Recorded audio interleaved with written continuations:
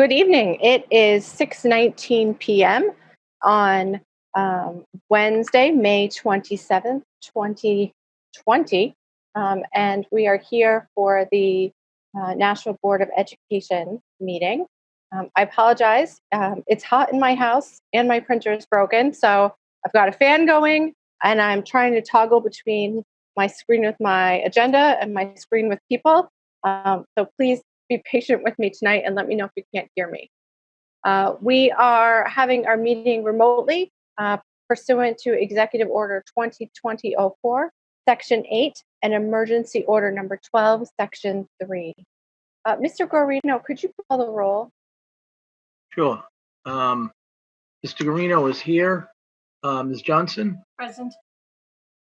Ms. Ziem? Here. Ms. Bishop? Here. Ms. Giulio? Here. Ms. Brown? Ms. Raymond? Here. Ms. Oden? Ms. Oden? You're muted? Here. I'm here. Sorry. Okay. That's okay. Ms. Timmons? Here. Okay, our student representatives, Mr. Gao? Here. Mr. Norris? Here. Okay, also with us tonight, we have Dr. Mosley. We have, okay, we have Dr. McKinney. Here. We have, we don't have Ms. O'Gara anymore. She left, okay. Oh, we do have Ms. O'Gara, okay. Ms. O'Gara? Yes. And, okay, Mr. Donovan? Here. And I believe that's everyone. Did I miss anyone? No. Okay. We have a quorum.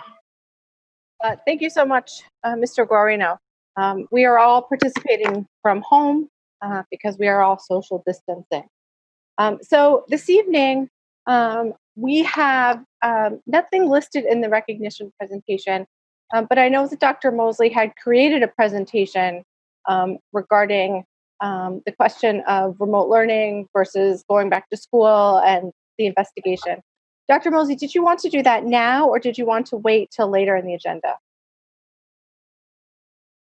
Oh, you're on mute, Dr. Mosley. I feel like I'm always on Zoom. If it's okay with the board, I'd like to just kind of jump in right now because it's a big item, probably going to have a lot of questions. So, I don't really have much in terms of superintendent update. Basically my week since we've been away has been just working on this and creating this. So I'd like to just jump in. Okay. All right. Do we have any objections from board members? If so, please wave or shout out. Oh, go ahead, Ms. Johnson. Yes.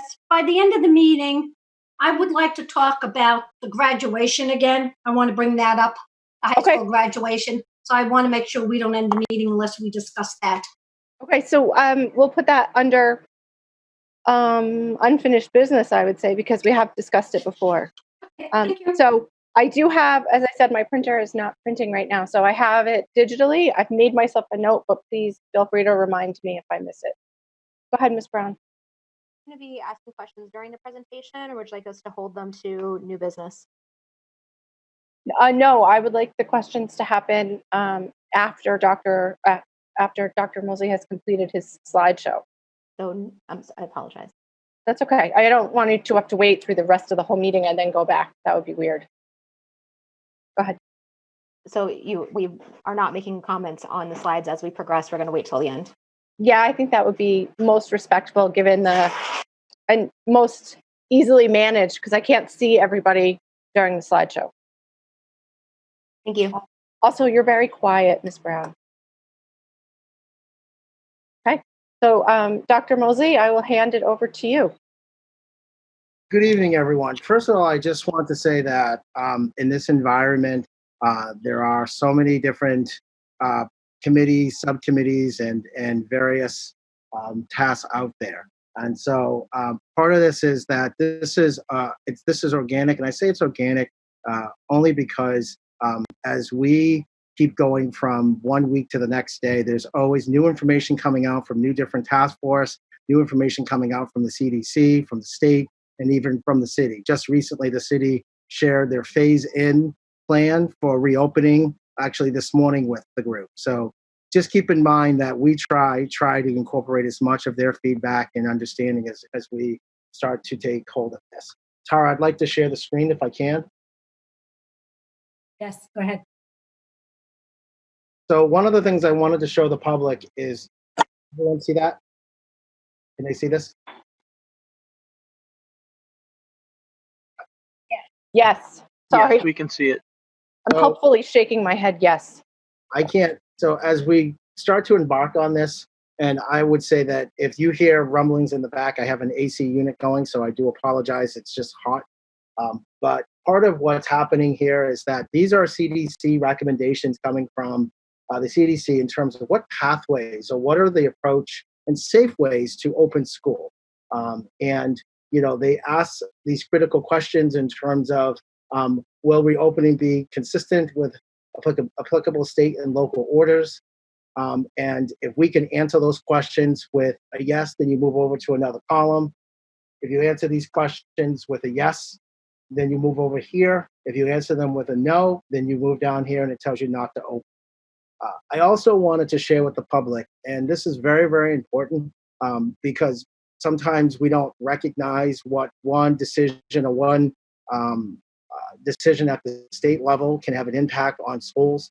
When we open, or I say we, the governor decided to reopen businesses for our kids.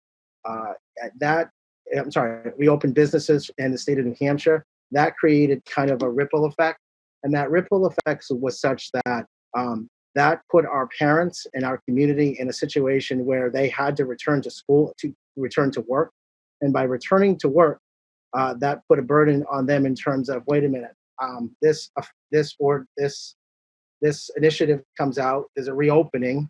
A lot of people from Massachusetts and New Hampshire were out and about, going to our businesses and local community centers and agencies and enjoying that commerce. And yet we still were in a shelter in place to May 31st or stay at home order May 31st. And that has created some confusion in terms of where to go and what's next. But also we have to recognize that by reopening our businesses in New Hampshire, our parents need a level of support in terms of providing some type of guidance and supervision when they're forced to go to work. Some of our parents have opted not to return back to work and stay and help their kids at home. And some of our parents have actually opted to take their kids to work to complete the remote learning piece. And that's a whole nother challenge within itself. So I want to share that with the public, but with the board against the backdrop of how this presentation was created, the thought process behind it. We vetted it through the union, the leadership team,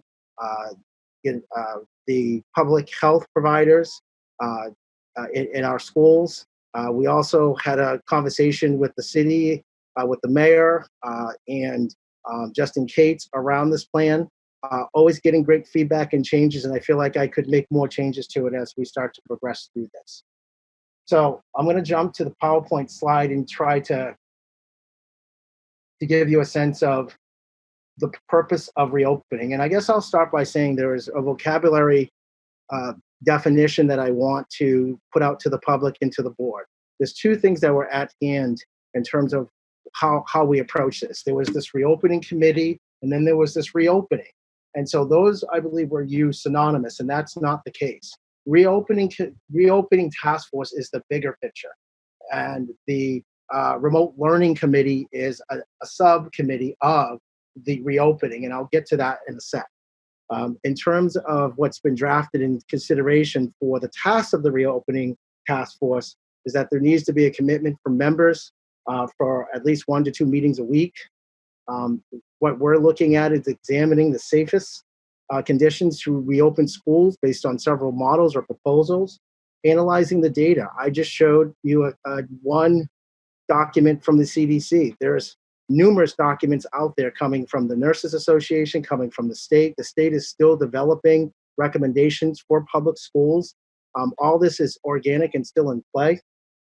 And also provide a rational recommendation to the board and to the public on what model best suits us to move our schools forward.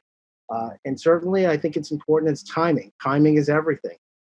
we don't have a lot of time because the start of school is about 4 to 5 months away, but it's going to feel like 2 weeks away.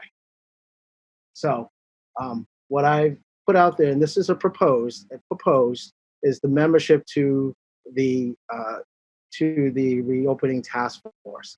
I think I'm going to steal a line. It's not a line, but a process that we did with a strategic plan.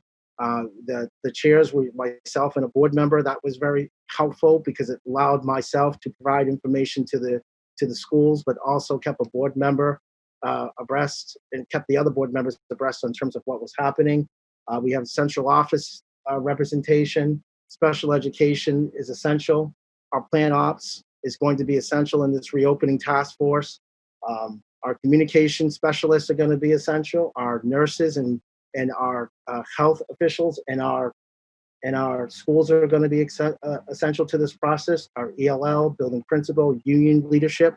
Spoke to the union yesterday, and they gave me some great feedback on terms of how to make the presentation better, but also palpable and put it in terms that it would bring some calmness to us. Teacher representation. I spoke to Lisa Gingras, and I want to say that opening school, in my eyes, isn't just about opening school for our kids, but it's also about the extracurricular activities and athletics. And if the plan goes as planned, we can do a athletic program for the fall for our kids and for our students. And I think that's very important given what's happened over the last 4 months, that we get our kids back on those fields, back on those at Stello stadiums, to make sure that they have a level of balance between academics and extracurricular. And finally, I think it's important that we involve police and fire and human resources. Health officials at the city level to make sure that we're in compliance and support of what they're doing too. So what I did is I asked these questions. How is the reopening task force different than any other group or any other committee? And basically I created this structure, this conceptual model on how this really fits into the big picture.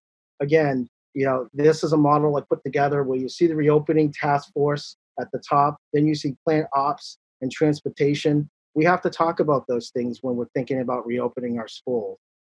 There's a New Hampshire School Nurse Association that's working on some recommendations. I did forward that to the board. There's a curriculum and evaluation committee that's already in play here, but that's going to have an impact it's going to have an impact on the reopening task force. As I mentioned earlier, there's a remote learning task force that's been proposed, and I know Dr. McKinney provided some guidance on that. Thank you. Greg Rodriguez has already he's already established a technology task force, but that task force is going to change its direction a little bit to accommodate what's currently going on here in our schools, and also with the recent technology. I just saw an email exchange about the question of what would it look like going one-to-one in our schools, and I think that's a great question. But the question becomes, what does that feel and look like in this environment? Well, we're finding that there are families with different levels of readiness for computer engagement and understanding, and certainly how do we provide that level of equity, but also professional development for our kids and for our families that continue to struggle. I looked over here and I say policy committee is actually going to play a factor in this, and really we're going to in this environment. For example, recently the city passed the mask ordinance. And now that has been passed, we as a district need to come up with some policies around how that's going to feel and look like in our schools. Depending on what model we use, we also have to look at what does it feel and look like for our grading policies? Are we going to make some changes? Are we going to make some modifications to that? If we're requiring kids to wear masks, then to faculty, what's the policy on that? And finally, what's the policy on social distancing? I'm not asking for questions to the public and to the board. You don't need to provide any level of response back, but these are the questions that we're looking at as we start to embark on that. One of the things I'd like to do for the public and for the board, I talk around PowerPoint presentations. I don't want to belabor PowerPoint, so I won't read all of the all of the points, so to speak, but I'd like to summarize them. And I'd like to start by, if I can say, the question is, what's the difference between the reopening task force and the policy committee? And I'd just like to do this quick compare and contrast because, again, the reopening is about big picture, examining the conditions of the entire district, not just one component, where we have policies just focused on policy for remote learning and engagement. We're looking at data. The reopening committee is looking at big picture around data, recommendations from all different sources. But we have to select the recommendations and the guidelines that are going to be germane to us. Some of the challenges that we face here in Nashua and Manchester as well is that some of the policies for smaller districts are not the same for us. They're just not. And so we have to be sensitive and understanding of that. So I just included these examples to the board and to the public just to show you and to illustrate how the remote reopening task force is different than other task force. I also have here just a difference between the the reopening task force and the remote learning. Remote learning is focused on current grading policy for elementary, middle, and high, refining academic expectations, enhancing online professional development. Many of these initiatives would also fall in curriculum and evaluation. But again, going back to the reopening task force, they're looking at big picture. Okay, and I did another example with reopening task force compared to the technology. And I actually used the one-to-one as just an example where the reopening task force wouldn't look at that directly. It would be the technology task force looking at that and providing guidance and recommendation to the reopening task force. All right.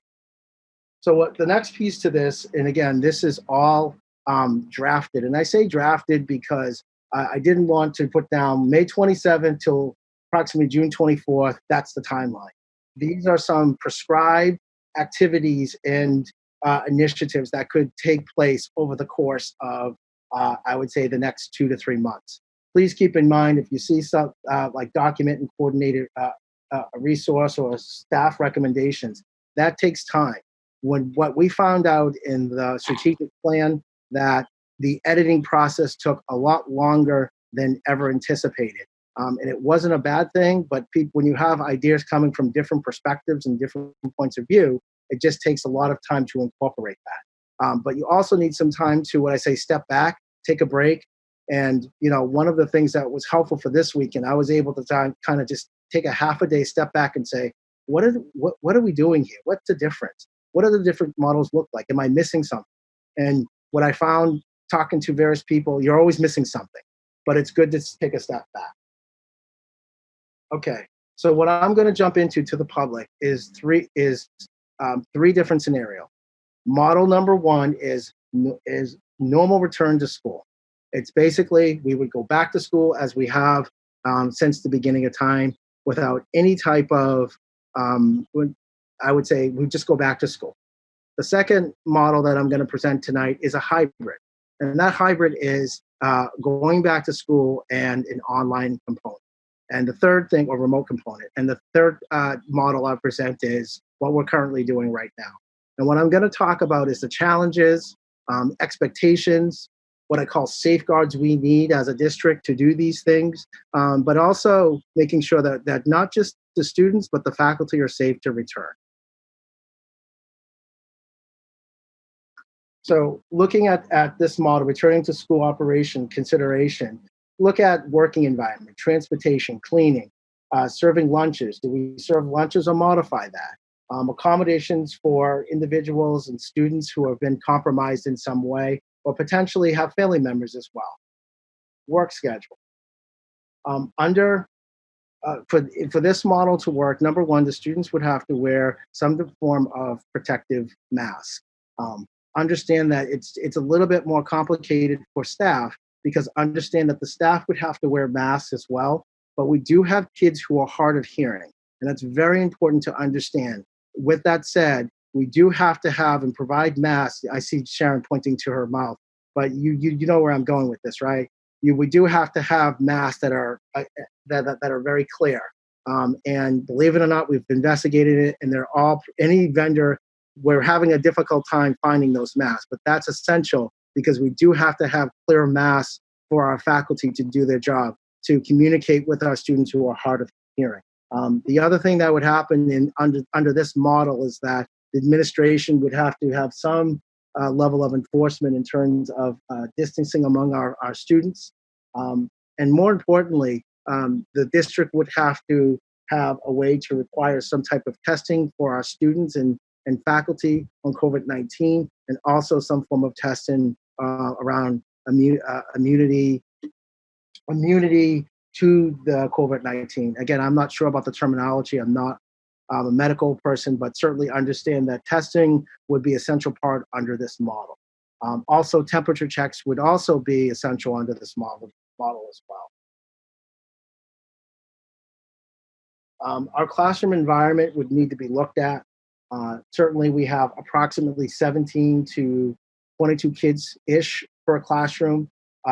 What we're also looking at under this model would to be make sure that all of our students have some form of their own device. And this is very important because we really want to try to eliminate as much paper flow or work, or move our workflow to paperless as much as we can, again, to try to eliminate the spread or the element of potentially spreading COVID-19. Our class schedules would need to be modified in some capacity to allow our custodians to come in to do a cleaning during passing time or when classes are not in session. You know, transportation is one of those things we had to look at under this model. I'm presenting for the public. It says, like, you know, is Dr. Mosey presenting all the reasons why we can't do this? The answer is that I'm presenting challenges, but then I also want to present some solutions or solutions and ideas to get our students back in school. So if you just bear with me, I'm going to give you some good news or some solution. Our transportation is another challenge. Many of our kids, particularly in the elementary school and middle school, there's a level of high participation in our bus programs for our kids at the elementary and middle school. At the high school, it peters out a little bit more, only because some of our high school kids drive to school. But with that said, we would certainly have to make some type of modification to our busing in the city of Nashua.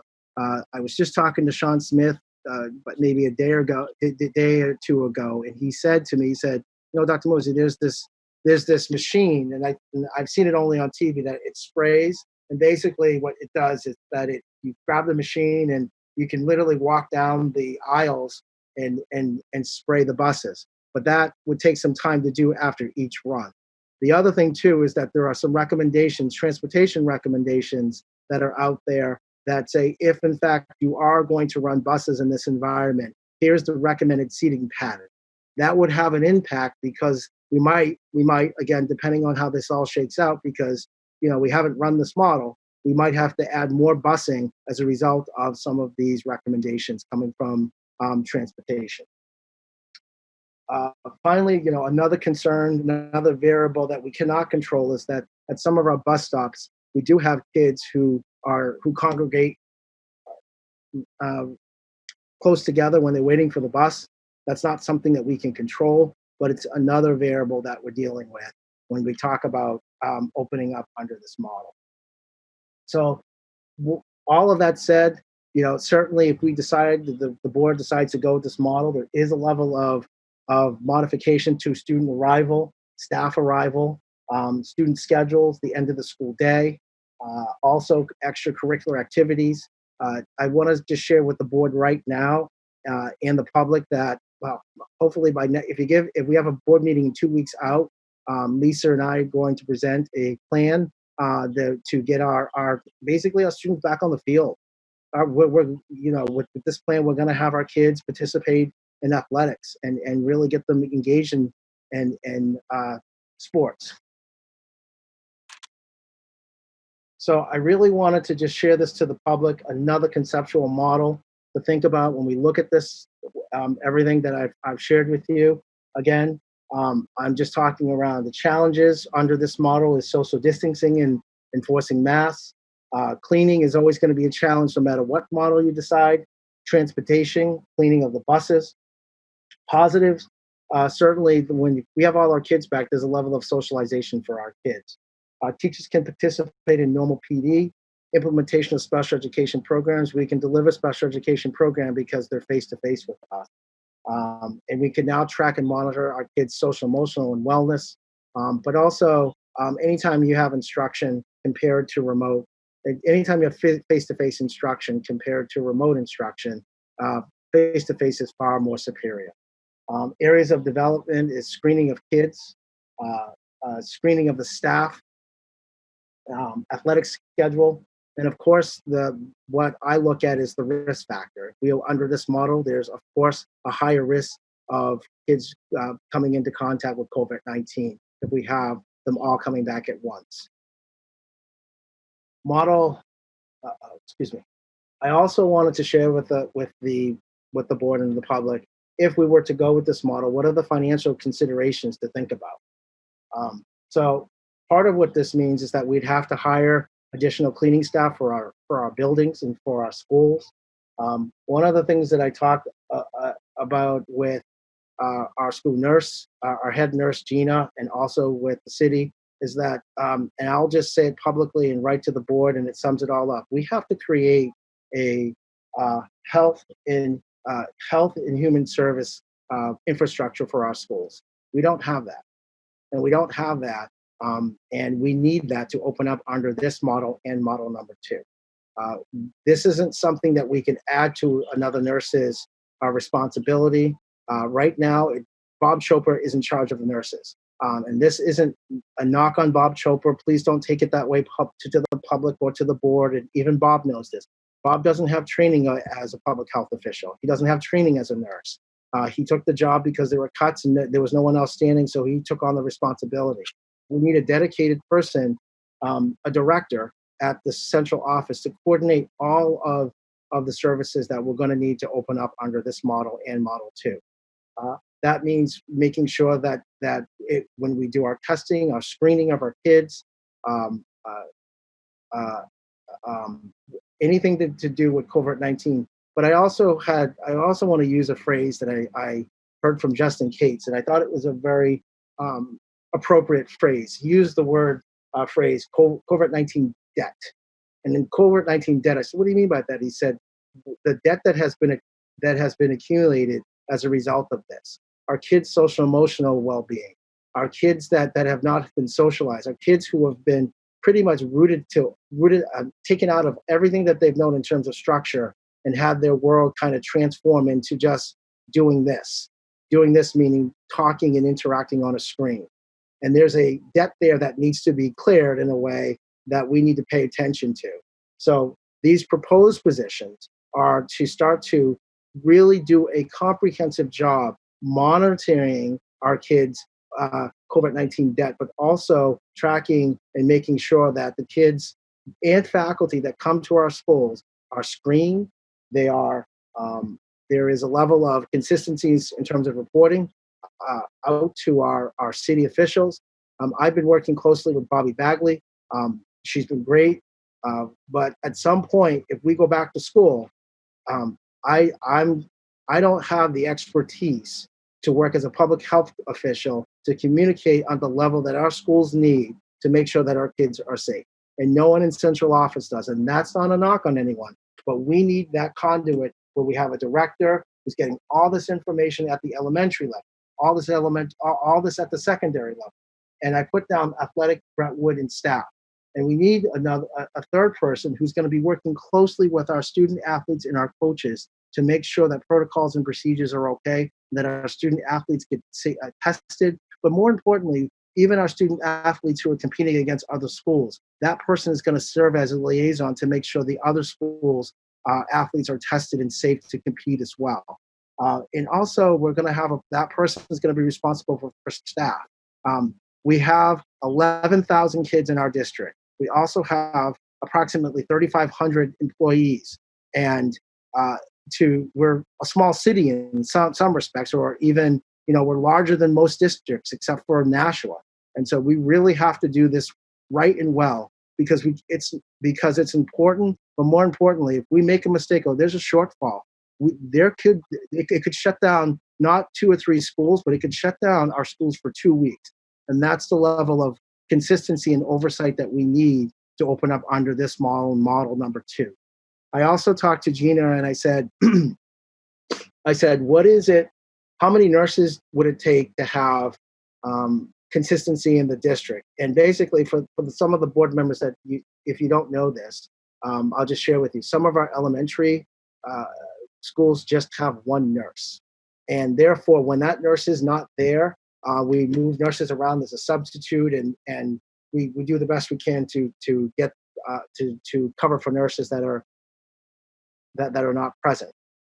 And because of this environment, we need a nurse that is going to be dedicated in that building for that COVID-19 death, but to track and monitor COVID-19 in these buildings.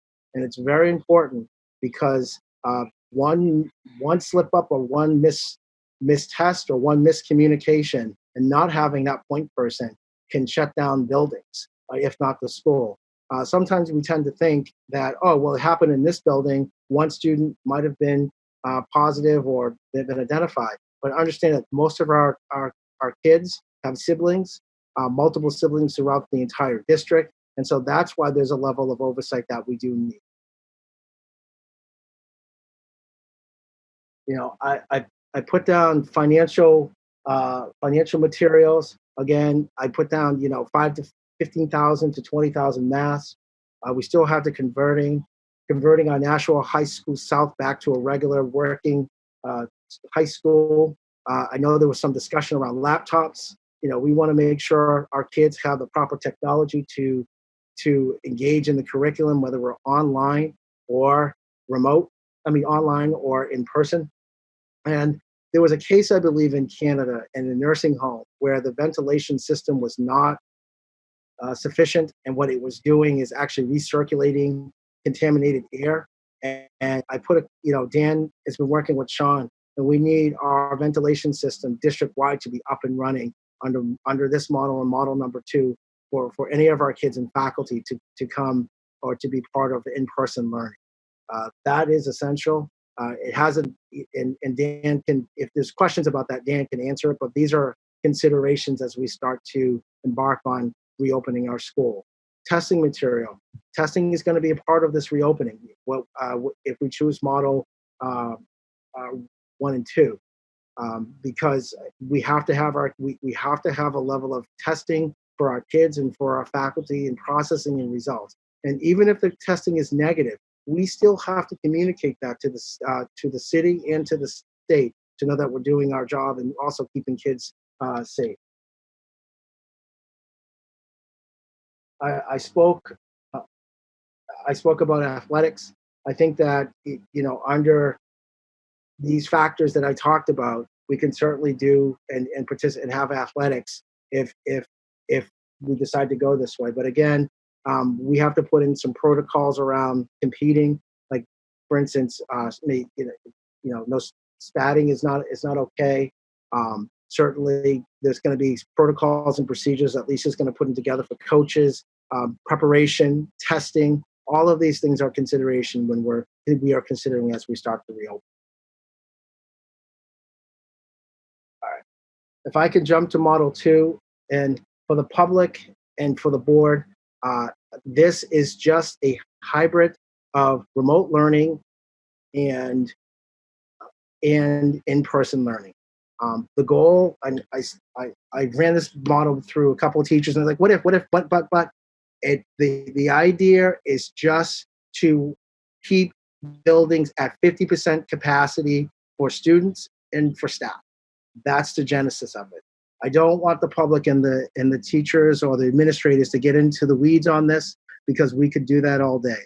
Its big picture is to keep it at 50% capacity for the kids and for the teachers, and it involves half of the student population coming into our buildings and in teaching, and the other half engaging in remote learning.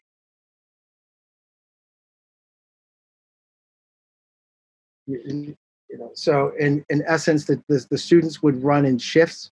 There would be some students coming in the morning, getting their in-person education or instruction. Then they would go home, and then the second half of our kids can come back in the afternoon and get their in-person instruction. While kids are getting their in-person instruction, the other half of the school or population of school would get their instruction remotely. That's basically what it is. Our classrooms would be at what I would consider half capacity. So it would allow, for example, and I'll jump to the example, like the South, I'll just use South as an example. Grades 9 and 10 on one day would have the entire South building to spread out and get in-person instruction. And then the following day, the 11th and 12th graders would have the entire building to get their instruction, in-person instruction, excuse me. I'll follow up on that. I used, teacher schedules, essentially, and I've heard different models. There's different ways to approach this. I get it. This is just, please, I ask the public conceptually, what to think and look like, to think about this and what this looks like. And I recognize that some teachers would say, well, can we divide up our team and do one remote and one in person? Absolutely. There's so many different ways that you can do this. But the idea is to have half the teaching force in our schools and paraeducators in our schools, the other half doing remote learning. And then at a different date and time, the other half that was doing remote learning would come in and do the in-person, and the people who were doing in-person instruction would be doing remote learning. But again, there's different models to do this. It's important to note that what I'm proposing, and maybe it's could just jump down to, I just want to jump down to the schedule. Maybe I'll just keep it this way.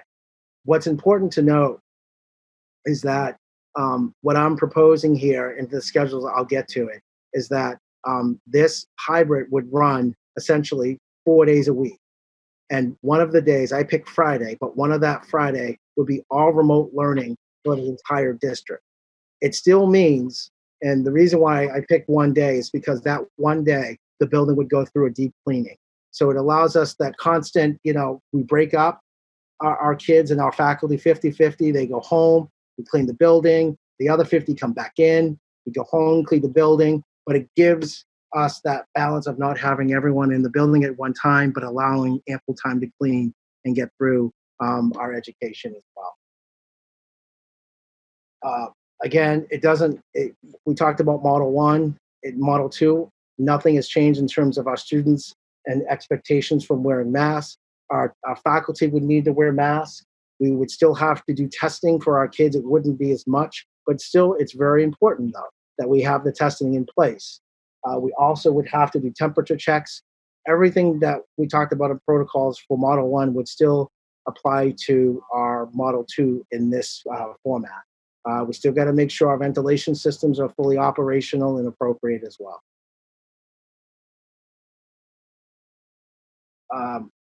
Sean Smith and his crew would definitely need to make sure we have our cleaning procedures in place, make sure our ventilation systems are operating it's like checking to fly a plane. It is essential that this is up and running every single day so that we can make sure the air is clean, and I'm pretty sure that they're already doing that. And again, I mentioned this, the emergency care facilities would need to be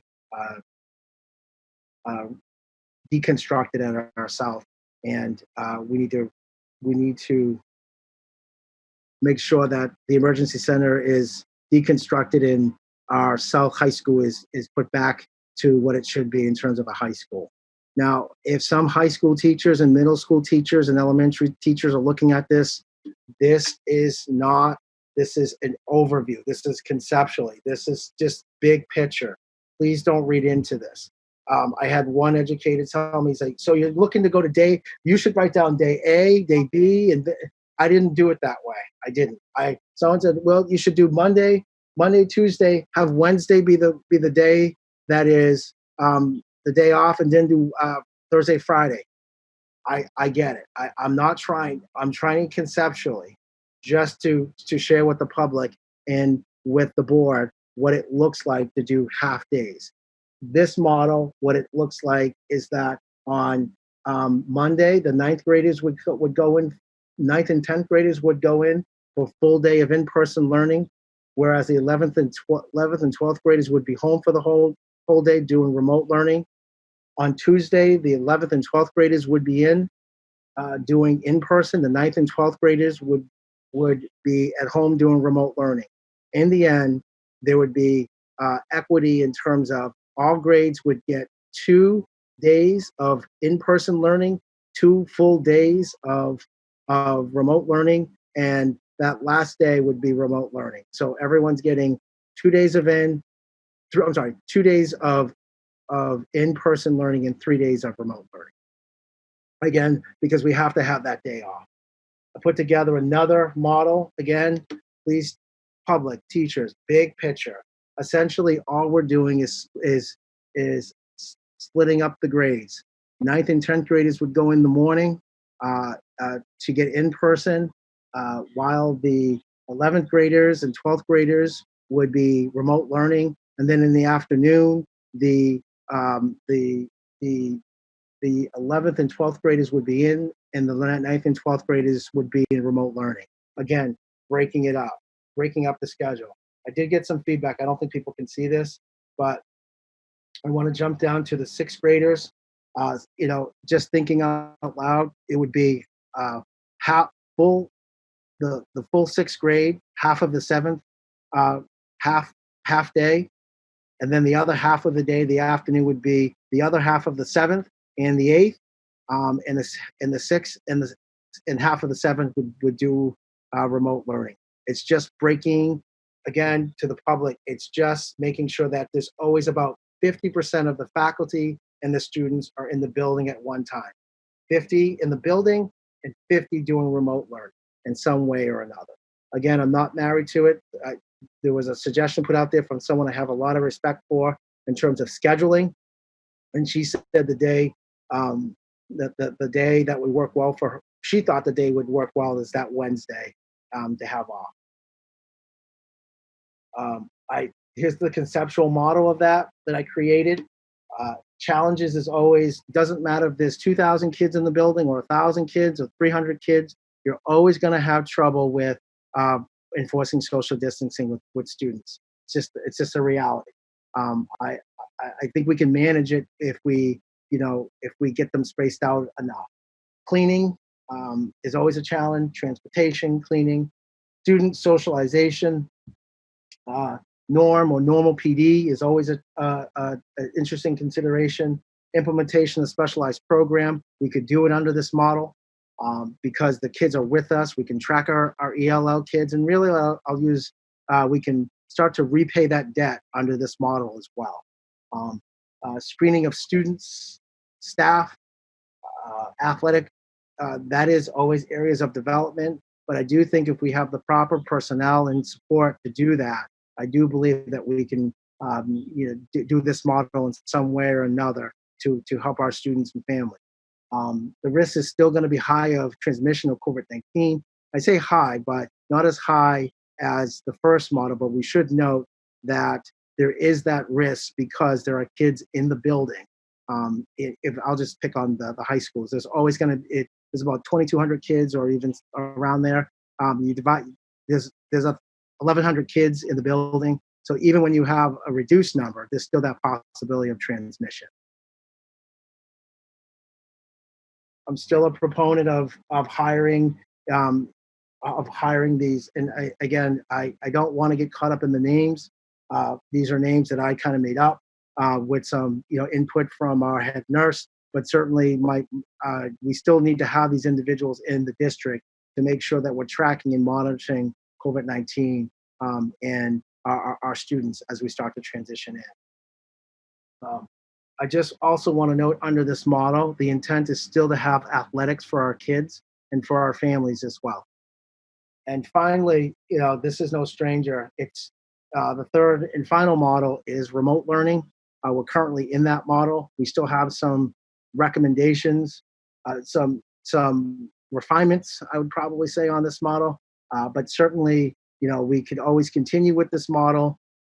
And the difference with this model than the other two models is that if I can jump here, the risk is low in terms of transmission because the kids are not in the building. But as we've seen the emails. You don't need me to go over this.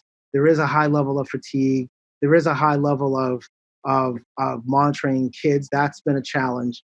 And there is some benefits of not having transportation, but I don't think the benefits outweigh the challenges. So I'm thinking about this out loud. I'm thinking to the board. I'd like to get some, if I had my recommendations, I certainly would recommend that we explore option model 2 and model 3. I also believe that under both of these models, we would still run and attempt to have our athletics programs up and running as well, and potentially some of our late summer programs if everything goes quite well. That's been the run through. I'm certainly there's going to be some questions. There's a lot of what ifs out there. I totally get it. And some of these what ifs I don't have answers to. There's a lot of information out there around reopening. And certainly we're not alone in this. I would probably say we're one of the first to make this consideration in terms of building an infrastructure of health services within our schools. And I do think this is going to be the model as we start to see our schools and city schools, particularly, or urban schools and metropolitan schools start to explore reopening and the components of that. Thank you.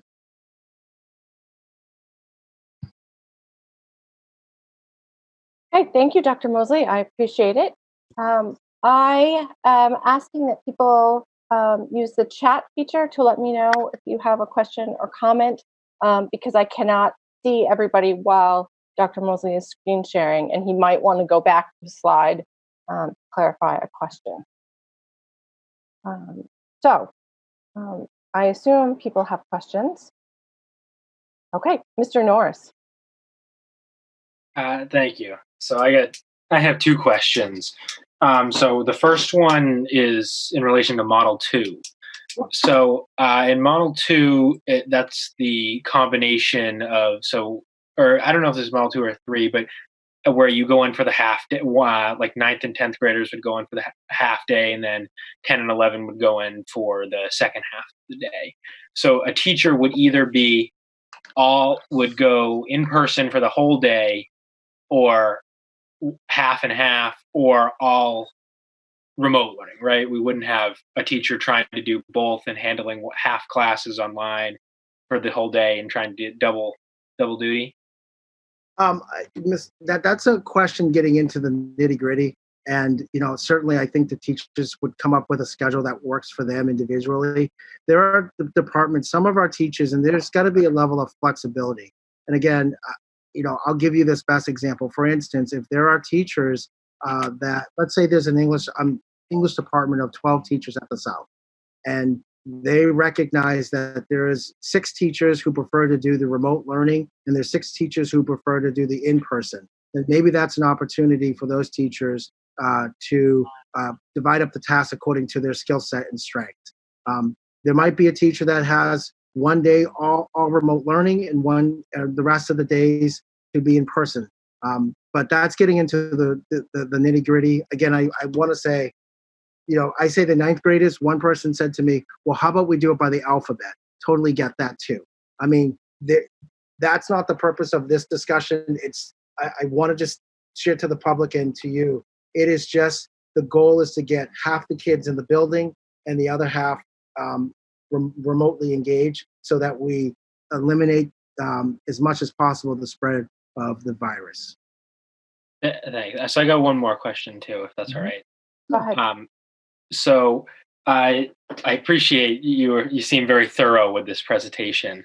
So you clearly have people from all walks of life on the reopening committee and the remote learning committee. I was wondering if the student representatives could be involved in that too, because I know we could offer a unique perspective on specifically the remote learning and the reopening, because I know those like who we're going to be the ones living it, as well as the teachers and everybody else. So Sure. I don't have a problem with that. thank you. Well, thank you, Mr. Norris. Mr. Gao was next, and then Ms. Brown, and then Mr. Guarino. Awesome. Thank you. I totally understand, like, you're in the conceptual stage on this. You did a wonderful job on it. But I just want to know, for the students and for their parents who are just really still concerned about the COVID-19, even in the flood, who choose to not go to school even then, I believe that honestly, it's reasonable to assume that population may be pretty significant. What will happen to those students who just decide to not go to school still? Well, there could be a possibility that they take all their classes remotely. They may sign up for all remote classes. Okay, so like even during the classes, like when the teacher is teaching, like during the class, they'll have like a video camera recording them and possibly like broadcasting it, or I suppose like some solution like that. That might be a possibility. Absolutely. This may be, that might be a policy where Mr. Richard and Mr. Byrne will look at this and say, how many kids want to continue on remotely, or maybe a hybrid of that. There might be kids that feel comfortable coming into the building and maybe decide that they select a schedule or a schedule that works for them. There's a great deal of flexibility in this, but also there's a great level of unknown because it's never been done before. So we are going to have some hiccups here. There are going to be some challenges. And certainly we want to start working on those hiccups and challenges now. But again, big picture is to certainly make sure that our kids get an education in a safe environment, but more importantly, our teachers and administrators are safe too. I'm not saying no to anything. I'm saying let's explore it and see where it goes. Great, thank you. Thank you, Mr. Gao. Next on my list is Ms. Brown. Then, just to let everyone know, is Mr. Guarino, then Ms. Johnson. Thank you very much, Ms. Raymond. Okay, so I have quite a few questions here, and I think it'd probably be easiest. I wrote down which slide they're addressed. So if we could click all the way back to slide 2, that would be fantastic.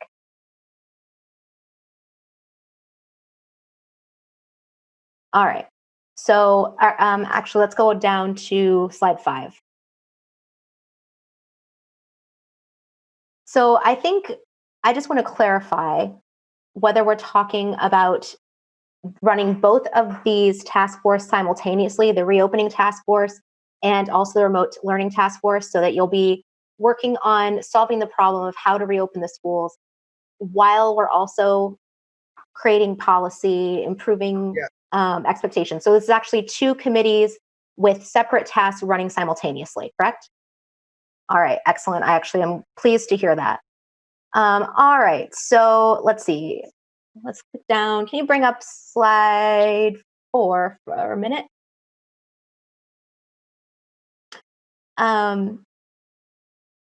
What is your proposal for who serves on each of these? I mean, I believe it's listed a little bit on the other teams. Like, how many members would be on each of these committees that report to the full task force? Well, that part we haven't worked out yet, but certainly we can. It's not going to take much to get membership for these committees. Some of these committees are already in place. Like, for example, the New Hampshire School Nurses Task Force, that committee is already up and running. If members wanted to serve on that, I think Gina would be happy to have you as a member. I think you have to be a nurse. The Plant Ops and Transportation, that committee would be chaired by Dan Donovan or Sean Smith, or maybe Dave Rossi, our transportation director. Depending on the membership, I wouldn't see a heavy, membership in that one, but certainly, or maybe something that just came to me. Maybe our head custodians or our union reps might be interested in that as well. We can certainly draft proposed memberships in these subcommittees or sub-task force. The goal of this slide was to put into context how these different task force and committees feed into the reopening task force. The technology committee has already been established. The policy committee is already established. I put the curriculum and evaluation committee here and here, but the curriculum evaluation is already up and running. That's already that's already part of the board. But I also see members of the curriculum and the evaluation working on the remote task force as well. So to answer your question, Ms. Brown, I do believe that there will be in a list of membership for people to join these committees if they shall choose. I will say that there is a level of commitment that these people will need to make, because we are under a timeline to get this information out and to make a determination. Thank you. I think that's really important to make sure that the structure of these committees and who's on the membership is really important. I think we do need to get them up and moving pretty quickly. But I do think it's important enough that there's going to be a lot of folks that maybe even aren't people that can serve on a current committee that would come forward to work on this, because I think it really is, this is really the task of our generation. All right, if I can move along, if you wouldn't mind, going over to slide 8.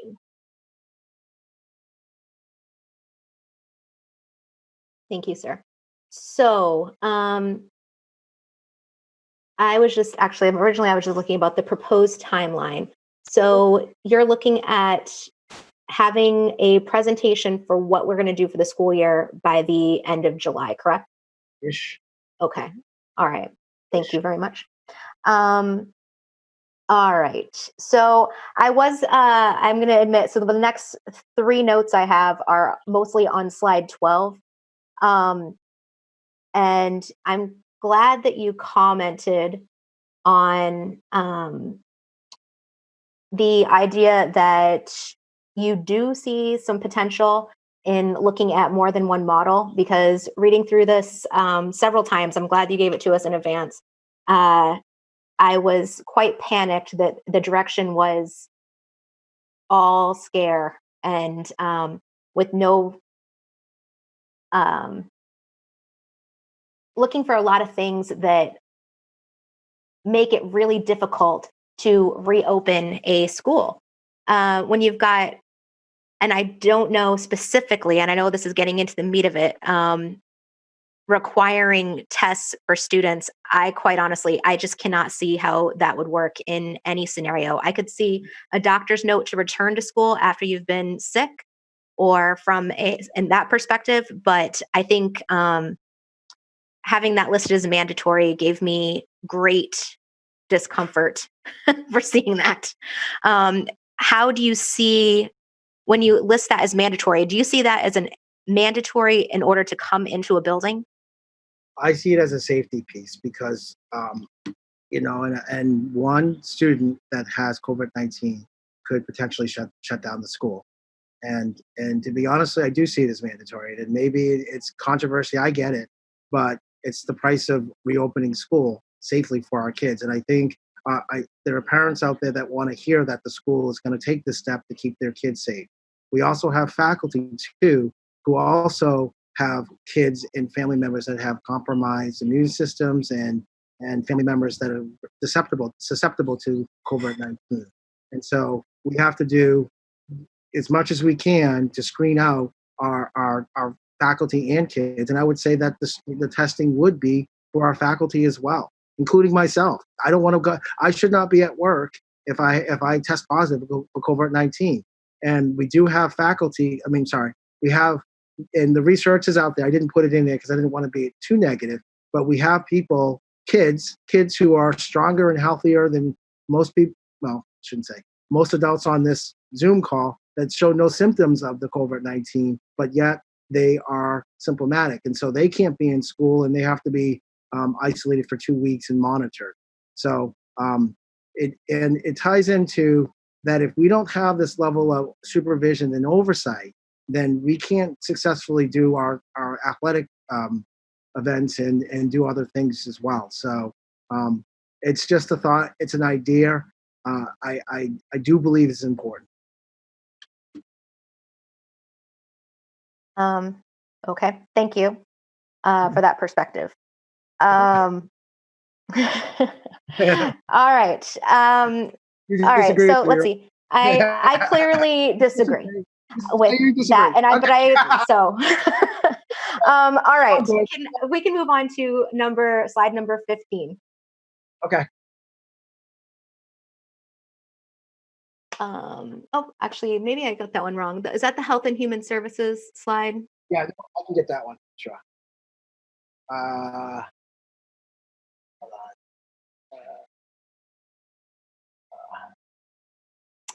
on. Thank you. Okay, so my curiosity about this was, would this Health and Human Service Director, would this be a temporary position for the department for 2021?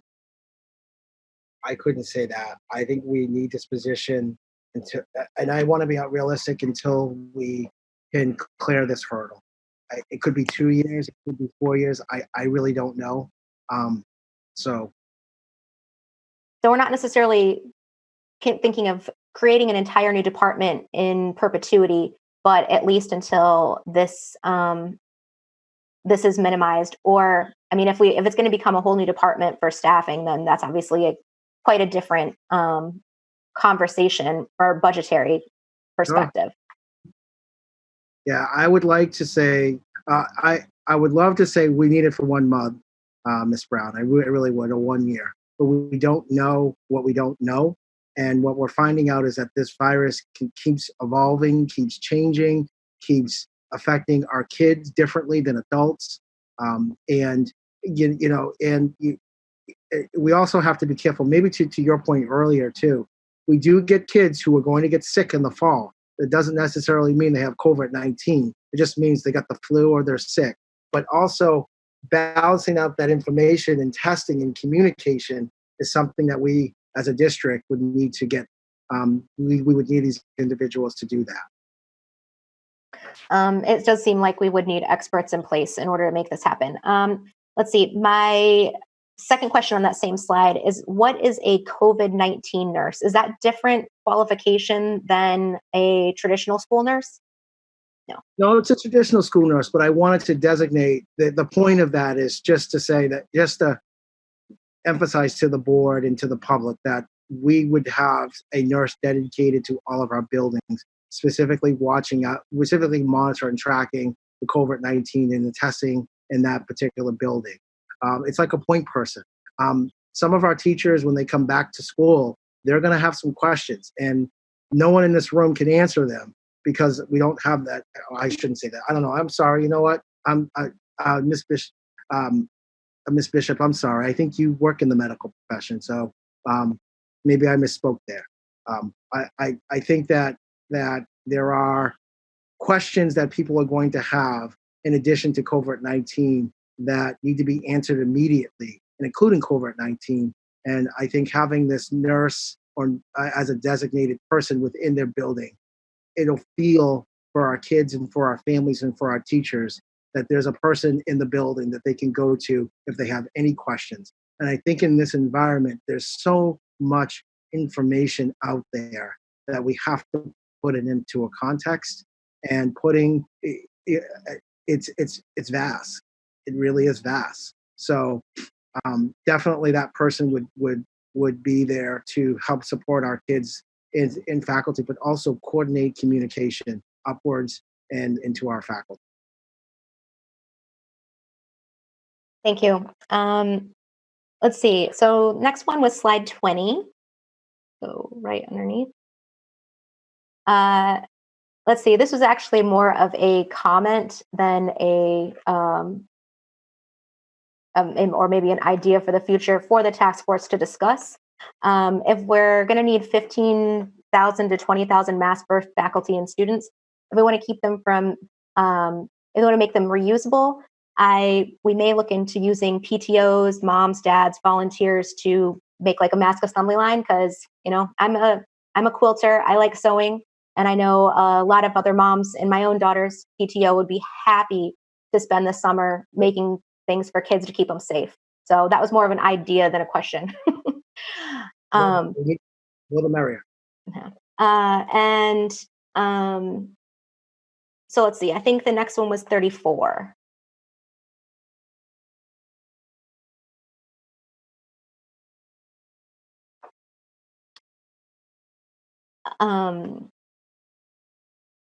Yeah, so I guess moving forward as we talk about which model to use, it was more about, I mean, we have to do, our safety of our kids is paramount over anything else. However, I think it is worth it to take some calculated risk when it talks about the long-term education of our kids.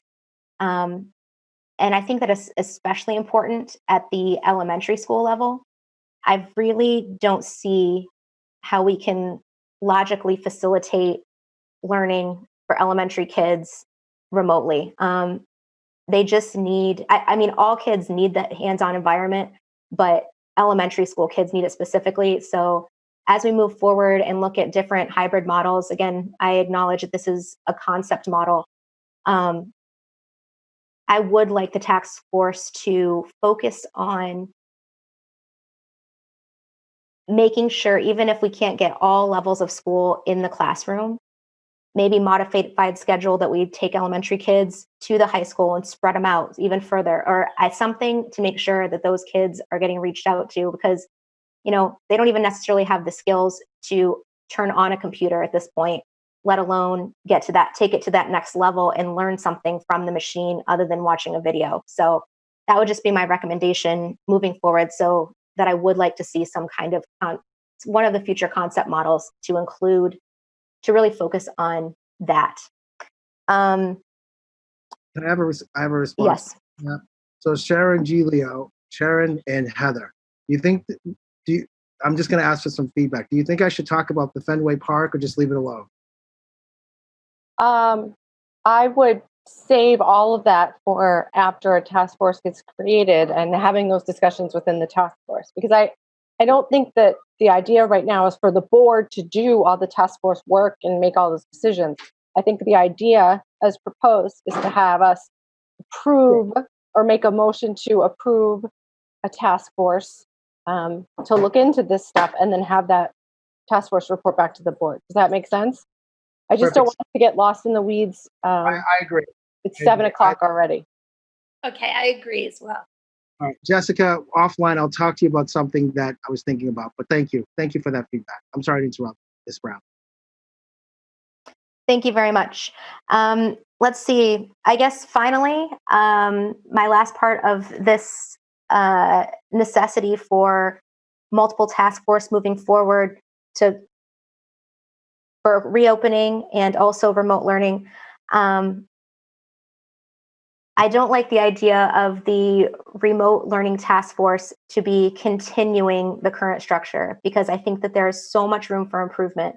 I think the teachers and the principals have done an excellent job making a quick switch with a short amount of time, but we have so much room for improvement. I think kids are not getting the education they deserve, and I really want to make sure that if we end up doing a remote learning this fall, that we have done our due diligence to make sure that that curriculum is online, make sure that all kids in our district have access to computers, and make sure that teachers and parents have been educated on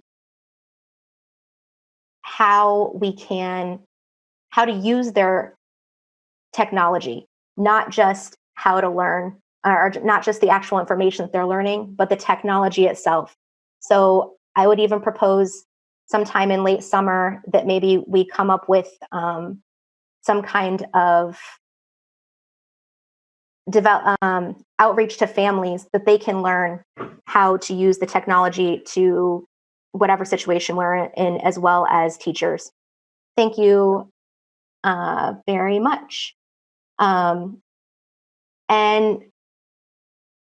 at this point, this late in the evening, I'm comfortable making a motion to direct the superintendent to form both a reopening task force and a remote learning task force to investigate options and make plans for the district's return to school in fall of 2020, and have the task force make a recommendation to the Board of Education by July 31st of 2020. The recommend. Go ahead. I'm sorry. Oh, I'm sorry. I just wanted to add that the recommendation should include specifics on special education, ELL, athletics, extracurricular, and staffing for the health department. Second. Okay. Okay, so we have a motion by Ms. Brown, seconded. I heard Ms. Gilio first. Yeah, I did. I was next, I thought, but No, I heard Ms. Gilio saying second. Down the Oh, I'm sorry. presentation a little bit, so then this way you can see who's raising their hands and minimize it a little bit okay. because it's I kind don't- of hard. Right, I don't know how to do that. Ms. Gilio second. Okay. Oh, there it goes. Okay, so Ms. I'm off. So just to get I'm us, off the Zoom. I see you, Ms. Johnson. Well, I can't see you. Okay. Try clicking on the grid thing in the. Okay, there we go. There we go. Okay, so Ms. Brown, at the end of her comments and questions, made a motion. Ms. Gilio shouted out a second. I believe Ms. Brown has spoken to her motion already in her questions. Is that correct, Ms. Brown? That is correct. I think that I like to move forward with both a dual task force with two focuses. Okay, so we have Point of order here. Point of order.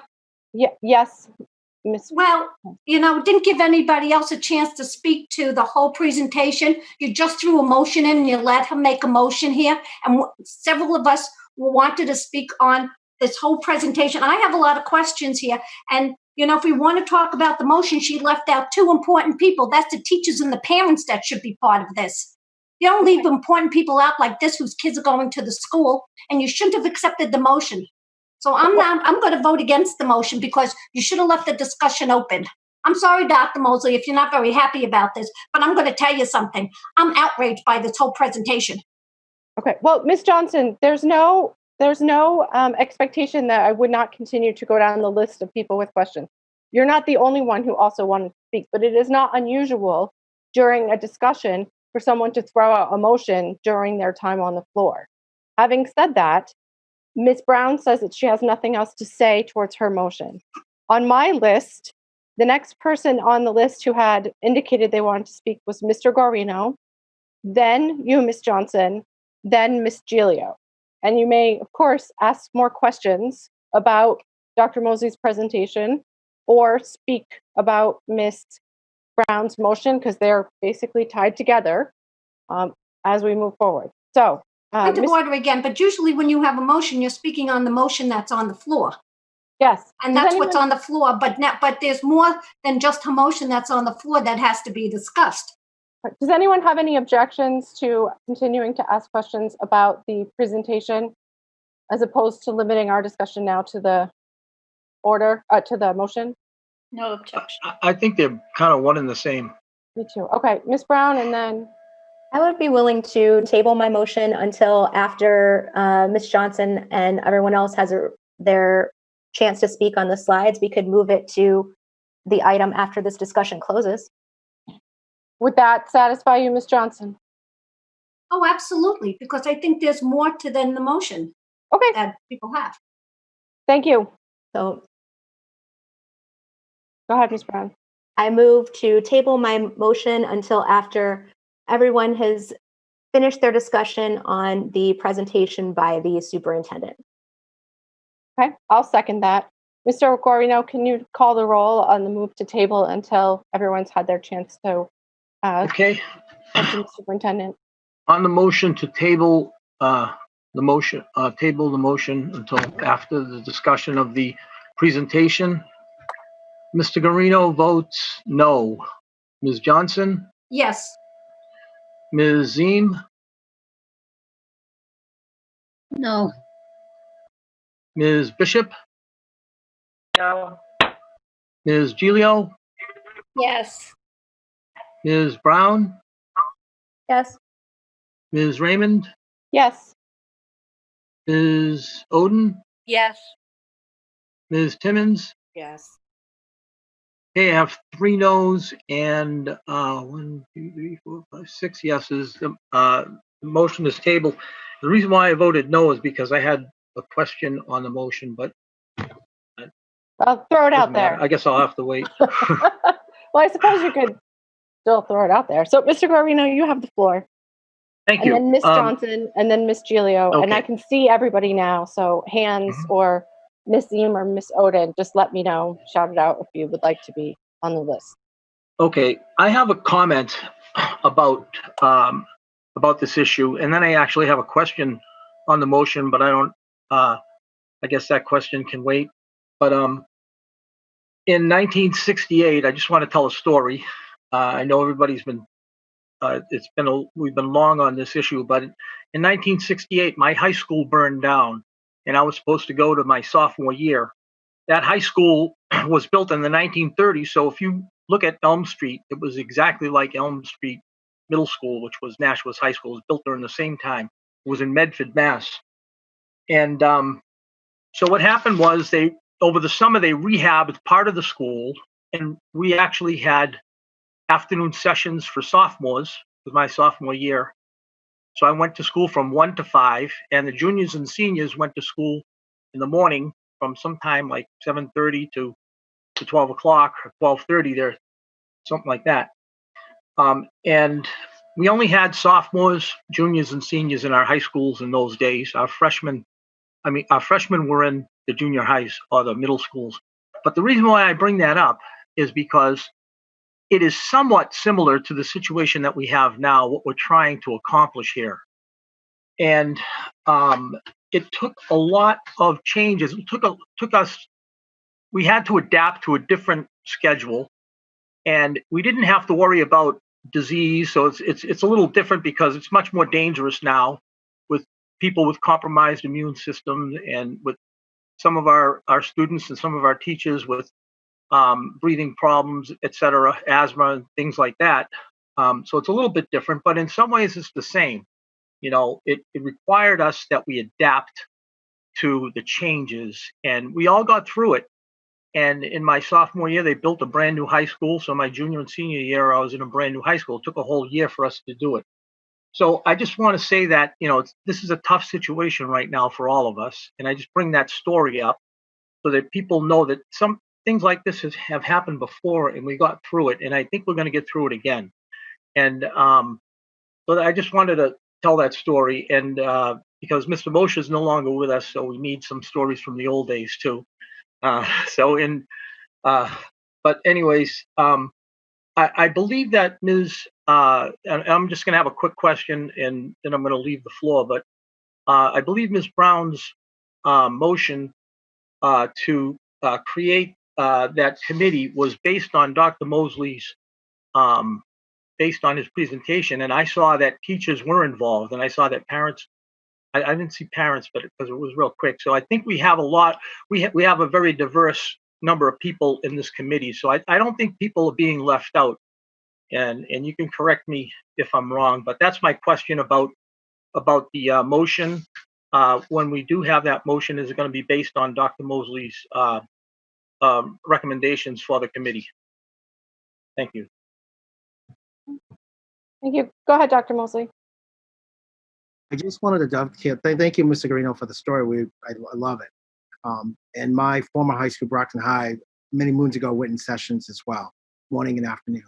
I also wanted to just put out to the committee, and it was in an email, that we are going to send surveys out to our teachers, parents, educators, secretaries, you name it. We're going to send a survey out to our public to get that feedback as well. I did email the board those draft surveys, and that's also going to go out.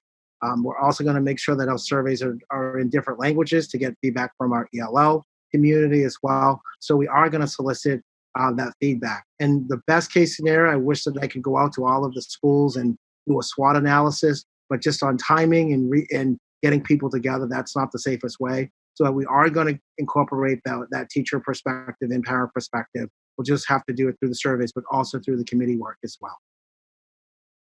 Thank you, Dr. Mosley. Now seems like a timely time to mention that the State Department of Education is also doing a survey.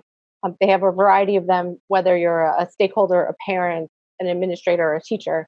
And I saw that the district sent that out by email today to all the parents.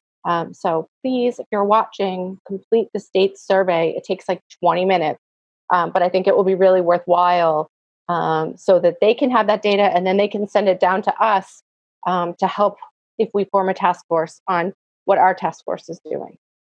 So, Mr. Guarino, are you finished?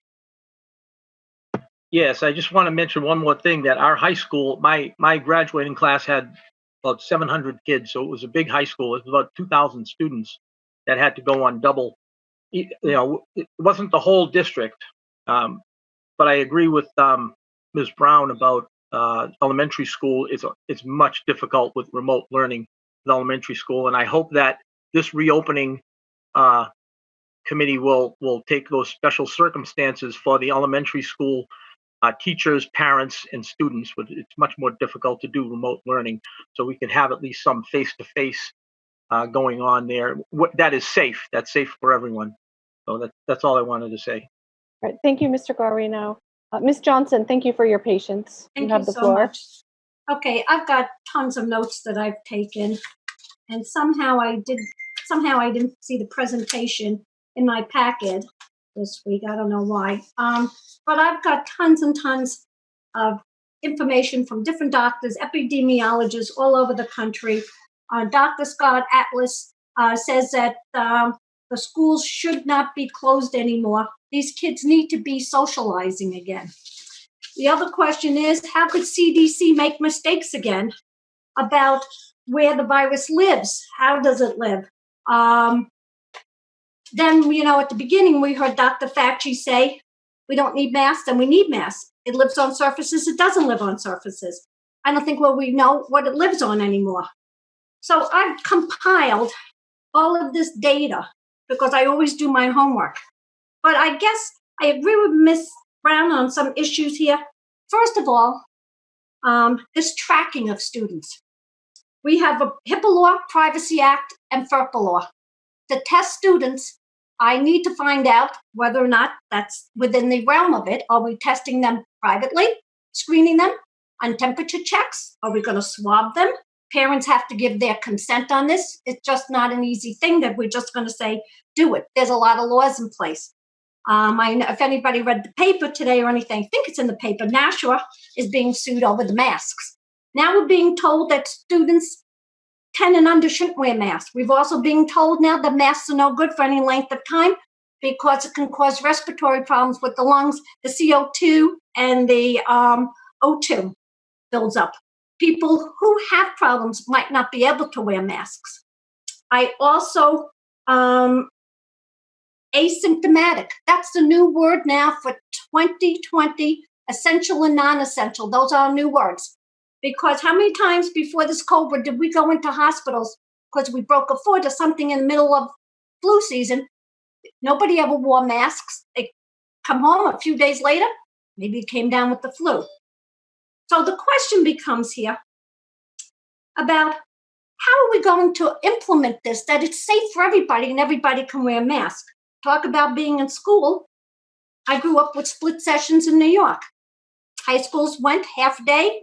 You had certain grades, and the other half day, you had the other grades. It can work if we make that work. Elementary schools should be there. I'm concerned with the piece that we're going to be hiring all these new people. We're going to have a hiring of Director of Human Services. We're going to have elementary, secondary, athletic, Brentwood staff, 14 to 15 nurses, new nurses. Where are we going to get the money from? Because we know what the budget was before we had eliminated the budget. So these are budgetary issues, not unless the federal government is going to be kicking in COBRA money to help us here. What else? And the survey, they have the sending out the survey, and you're going to have the remote learning teams. The task force, how do we do this without them asking parents, do they want to become part of this? Because they're the ones who are sending their kids to school. For us not to invite parents to be on any of these task forces, it is a wrong thing to do. Parents need to be there. If I had kids in the school, I would not be a happy parent if I was not invited to be on the task force. It's just an invitation for the parents. And I'll tell you, at this point in time, if I probably had kids in school, I probably wouldn't be sending them back, because I have a big problem with this whole thing with the testing. We're testing, we're tracking. And we can do things simpler with kids if we know that their parents, students, family members that have health issues. It's easier to remote kids, a small group, than a big group of kids from home. Let's see, what else did I have? 15 to 20,000 masks. That means every day, how many times a day are we going to have these students change the mask? Because if they fall down, they touch them with their hands. If they have any viruses or anything on their hands, now the masks are no good. Once you touch them, that's what they say, but they keep changing it. So by September, everything could be changed all over again. So I have a real problem with all this. And is it constitutional? Is it going to pass muster? We're testing kids. Are they going to be in private? Do the parents have to sign off on it? And as far as the ventilation, how often do we take care of the ventilation? I had an advocate who said to me that some of the top doctors were saying that special needs kids would probably be better in the portables, where they're more contained as far as the ventilation, that you don't have to worry about it circulating through the whole school. So that's an option. And I think that's about it with all my notes here. I kind of scribbled all over the place. And the social distancing. I mean, if you wear a mask, why would you need to be 6 feet away? If you're 6 feet away, why would you need to wear a mask? That was brought up on a radio show today. And it's something to think about. So I thank you for your time. All right. Thank you, Ms. Johnson. I wasn't sure. Did you have a question for Dr. Mosley in there that you didn't get a chance to have answered? Well, I guess the biggest question is on the FERPA, HIPAA, and the Privacy Act on testing. I mean, we just can't randomly test kids. Parents have to agree to it. And if they don't agree to it, are these kids not going to be allowed in school, I guess? Thank you. I want to say there's a lot of what ifs, and I just want to share, I'm not looking to violate FERPA laws or anything like that. What I'm looking to do is to get faculty and students back into the schools safely and not be affected in extracurricular for our kids safely. That's all. And if someone's been affected by the virus, students and staff, then we want to make sure that they get the proper treatment and time away so that we can continue on with the business of education in person or remotely, but also get that person some help. That's all I'm trying to do. At the same time, we have to recognize that this virus can spread easily, and we have to take the necessary precautions. That's all I'm proposing. And I hope that we could try to explore as many possibilities to enhance our students' education, to work in partnership with our parents and with our community. Thank you, Dr. Mosley, and thank you, Ms. Johnson. Ms. Giglio, you've been waiting. Yeah, The floor that's is okay. yours. I want to thank Dr. Mosley for putting this together. As someone who's been at home for 77 days, I have a lot of time where I do, like Ms. Johnson, I do a lot of research and I pay attention to a lot of what's going on. I think that we're facing, and I agree with whoever said that, the biggest challenge of our lives. And I've lived through some amazing situations. But I wanted to make sure that we, as Mr. Guarino brought up, we need to be flexible. We need to look at other options and different ways to do this. I did have a question for Dr. Mosley. Are we expected to get any amount of money from the CARES Act from the state? The answer is yes. I'll let Dan explain that. It's about 3.2 million, I believe it is, Dan, but Dan can talk a little bit more about the CARES Act. And I also talked to the city a little bit today, and there's a potential for some of the recommendations in this presentation that FEMA could potentially pick up as well. Dan, I don't know if you want to add to that. Yeah, just to confirm, we're going to be getting 3.275 million through the CARES Act for the school district. That money can be spent between March 2020 and September 2021. It'll be treated like a federal grant. So you need to propose what you'd like to spend it on. It then would be approved, and then you could spend the money. Now, note that I mentioned March, so certainly we may have incurred some expenses already that we could always put into the grant later. So, but my guess is most of our spending of that 3.2 will be for next school year. That's when we'll probably spend most of that. Thank you, Mr. Donovan. I did have a little bit more to say before I turn over to the next speaker. I just wanted to say that it's not like Nashua is in the situation by ourselves. And I understand about HIPAA laws and I understand about privacy, but I understand primarily about safety. And if I'm ever going to err on the side of one particular thing with this challenge that we're facing, it's that we need to keep people safe. We have already lost 100,000 lives in our country, and that's 100,000 plus too many. And so my final feeling is that I agree with Ms. Brown. I thank her for raising a lot of issues. I was going to make a motion, but I don't have to since she did. And I think that we need to start to get working on this. The task force and the committee and everything needs to be up and running yesterday. So thank you. Thank you, Ms. Giglio. Ms. Johnson, I'm going to ask if Ms. Ziem, Ms. Bishop, or Ms. Oden would like to speak since they haven't yet before I go back to seconds. So, and Ms. Timmons. Oh, and Ms. Timmons. I'm sorry, Ms. Timmons, you're up in the corner there. Would any of you like to? I have a question. Okay, Ms. Oden and then Ms. Bishop. Thank you. Mr. Donovan was talking about the money we're going to get from the CARES Act. Do we have to use that money for the expense that Nashua laid out for the hospital at South? Is that money that's coming to the district, does that have to be used for the, I don't know, $80,000 to $100,000 for the hospital that was set up at South? No, that will be covered by FEMA. Okay. That's a city-state grant type process. Okay, thank you. Okay, thank you, Ms. Oden. Oh, do you have another one, Ms. Oden? No. Okay, then Ms. Bishop. Thank you. So I'm hearing a lot of really interesting questions and comments that I think are fantastic. But are these the things that we would be specifically addressing within the task forces? They're not something that we need to be addressing right now, correct? In my opinion, yes. Frozen again?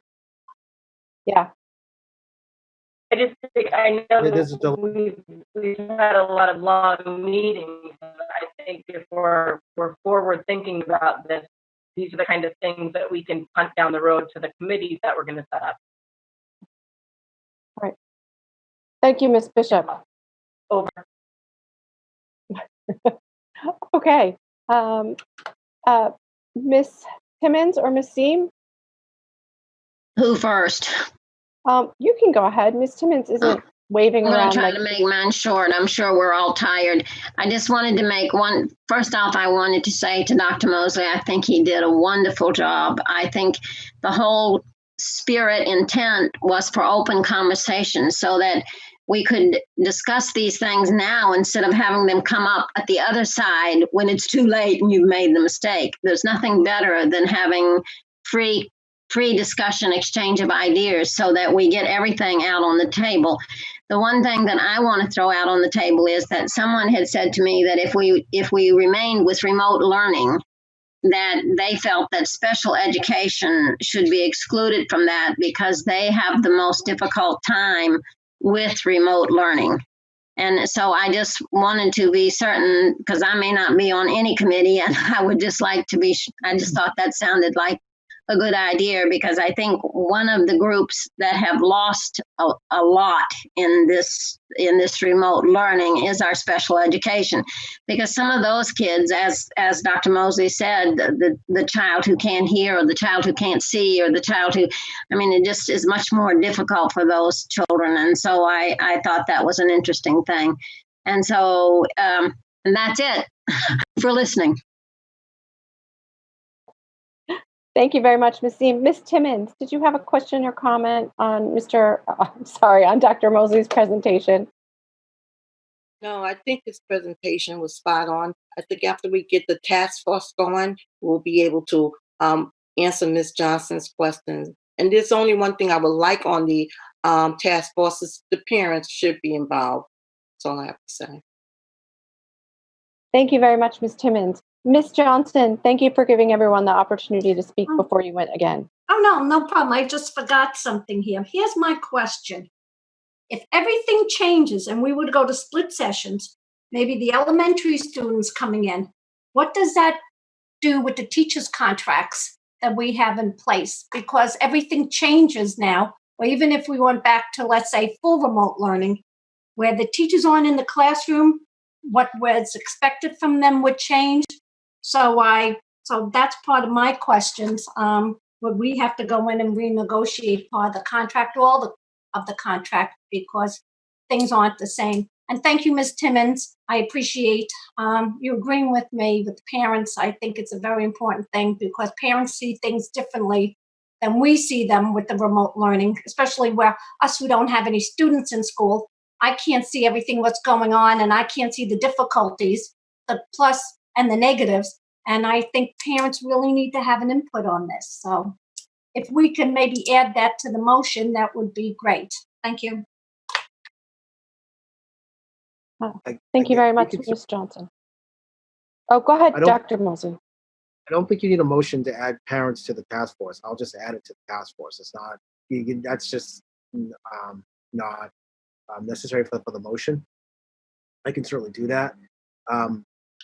Again, parents who cannot participate on various task force, they can always participate on the survey that's going to go out to them as well. Thank you, Dr. Mosley. I believe, Ms. Brown, the floor is yours now.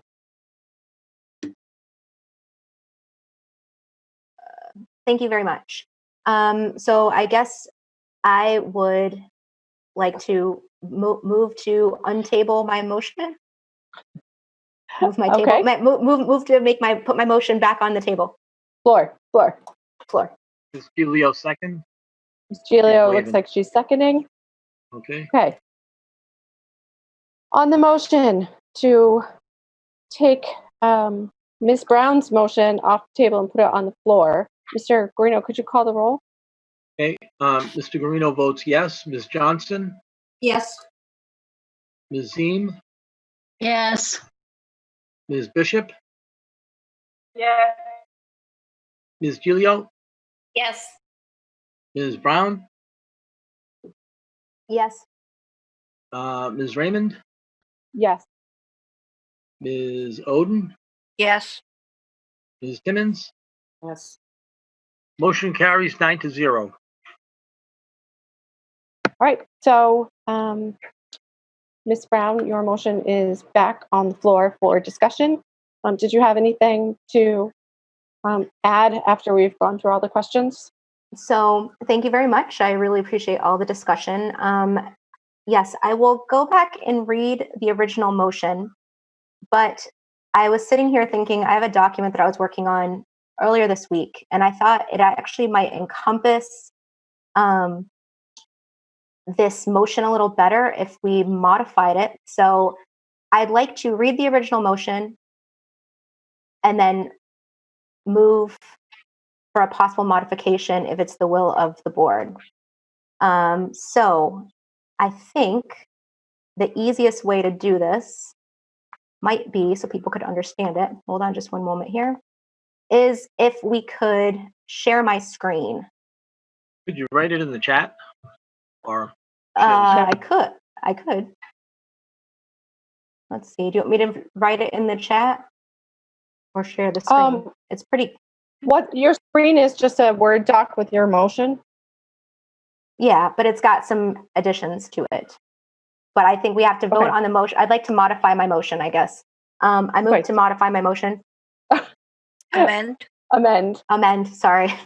Apologize. Thank you, Ms. Oden, for my mistake. I move to amend my motion. Okay, and then state what your amendment would be. But I agree, it might be easier if it's visible to everyone. But Ms. Kinsinella knows how to do that, and I do not. Oh, you're on mute now, Ms. Brown.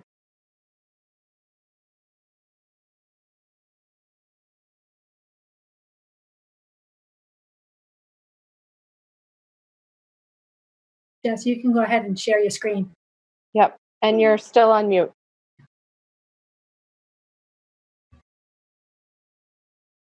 Nope. Tara, do you have the ability to unmute her? I'm trying. There you go. No. Yeah. Oh, it says I'm muted by the host. It says I'm muted. All right. Can you hear me now? All right. Thank you all very much for your patience. All right. So here is the motion, and I've added in some more specific considerations that I think will give the entire board more peace of mind. So my original motion was to direct the superintendent to reopen a task force and a remote learning task force to investigate options to make plans for the district's return to school in the fall of 2020. The task force shall make recommendations for special ed, ELL, extracurricular activities, and athletics.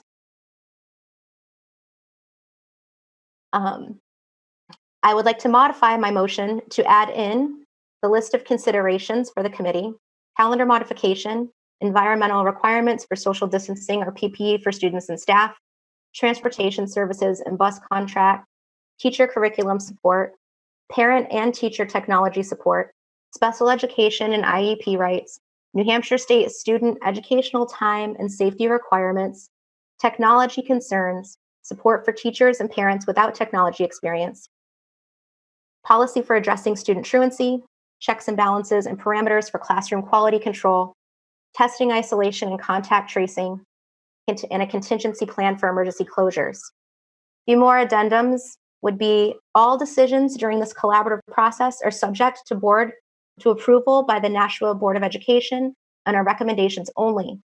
The Board of Education and the Nashua School District are under no obligation to implement any or all of these recommendations. Any BOE decisions approved will be for the 2021 school year only. Any labor negotiations, MOUs, or workplace modifications will be temporary and an end date not to be extended past June 30th, 2021 without further BOE approval and adoption, and will be the subject to modification as necessary from the date of implementation through the end of the school year 2021. Transparency is paramount in these proceedings. Recommendations are subject to questions by the full Board of Education, and all ethical research should be presented with with support documentation. Thank you. Okay, is there a second for Ms. Brown's motion to add that addendum? Ms. Timmons, you have your hand up? Yeah, I have a question. Ms. Brown, can you move that down, your recommendations to the full screen? Right, and what do you mean calendar modification? I don't quite understand what you mean by that. We already have a full calendar that we vote on, and I want some clarification on what you mean by calendar modification. And I think this is a little much. I mean, we cover a lot of these things anyway, but it's like more micromanaging to me. But I just specifically want to know about the calendar modification. Again, I think the focus of this two committees, the two task forces they're supposed to get into the nitty gritty of these details. It seemed that some of the other board members were uncomfortable with just saying, hey, here, have at it, create a committee without very specific goals in mind, which I do think we were on a track with the presentation. This just makes specified recommendations. Calendar modification, I would say that has to do with one of the models that the superintendent recommended. You know, if we're only going to school Monday, Wednesday, Friday, and right now our calendar says that we have a half day or early release on a Wednesday, that's not going to work with whatever our next school year looks like. So really, I'm not recommending that we do modify the calendar at this point. I am saying that should be something that the committee should have on the table at their disposal. Okay. Okay. I do have another question about the calendar modification. So you're not speaking from our September to our fall to spring or September to June calendar. You're speaking specifically about the time in school. Yes, correct. That's what that I just wanted to give that option as a possibility and something I'd like to really hear about from this task force. I think it's relevant and important.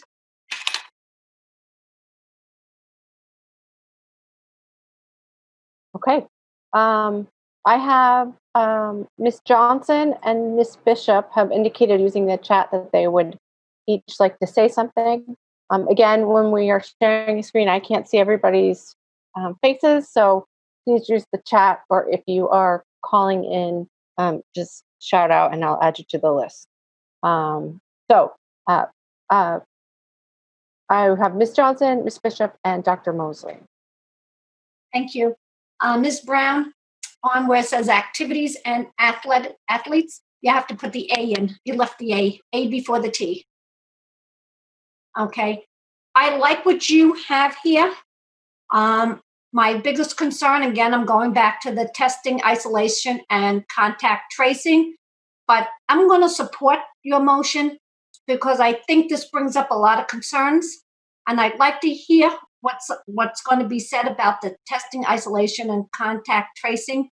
I also, we're going to need to have a plan in place that if students know that they live with people who are high risk, or that they might not be able to be in school and they might have to do remote learning.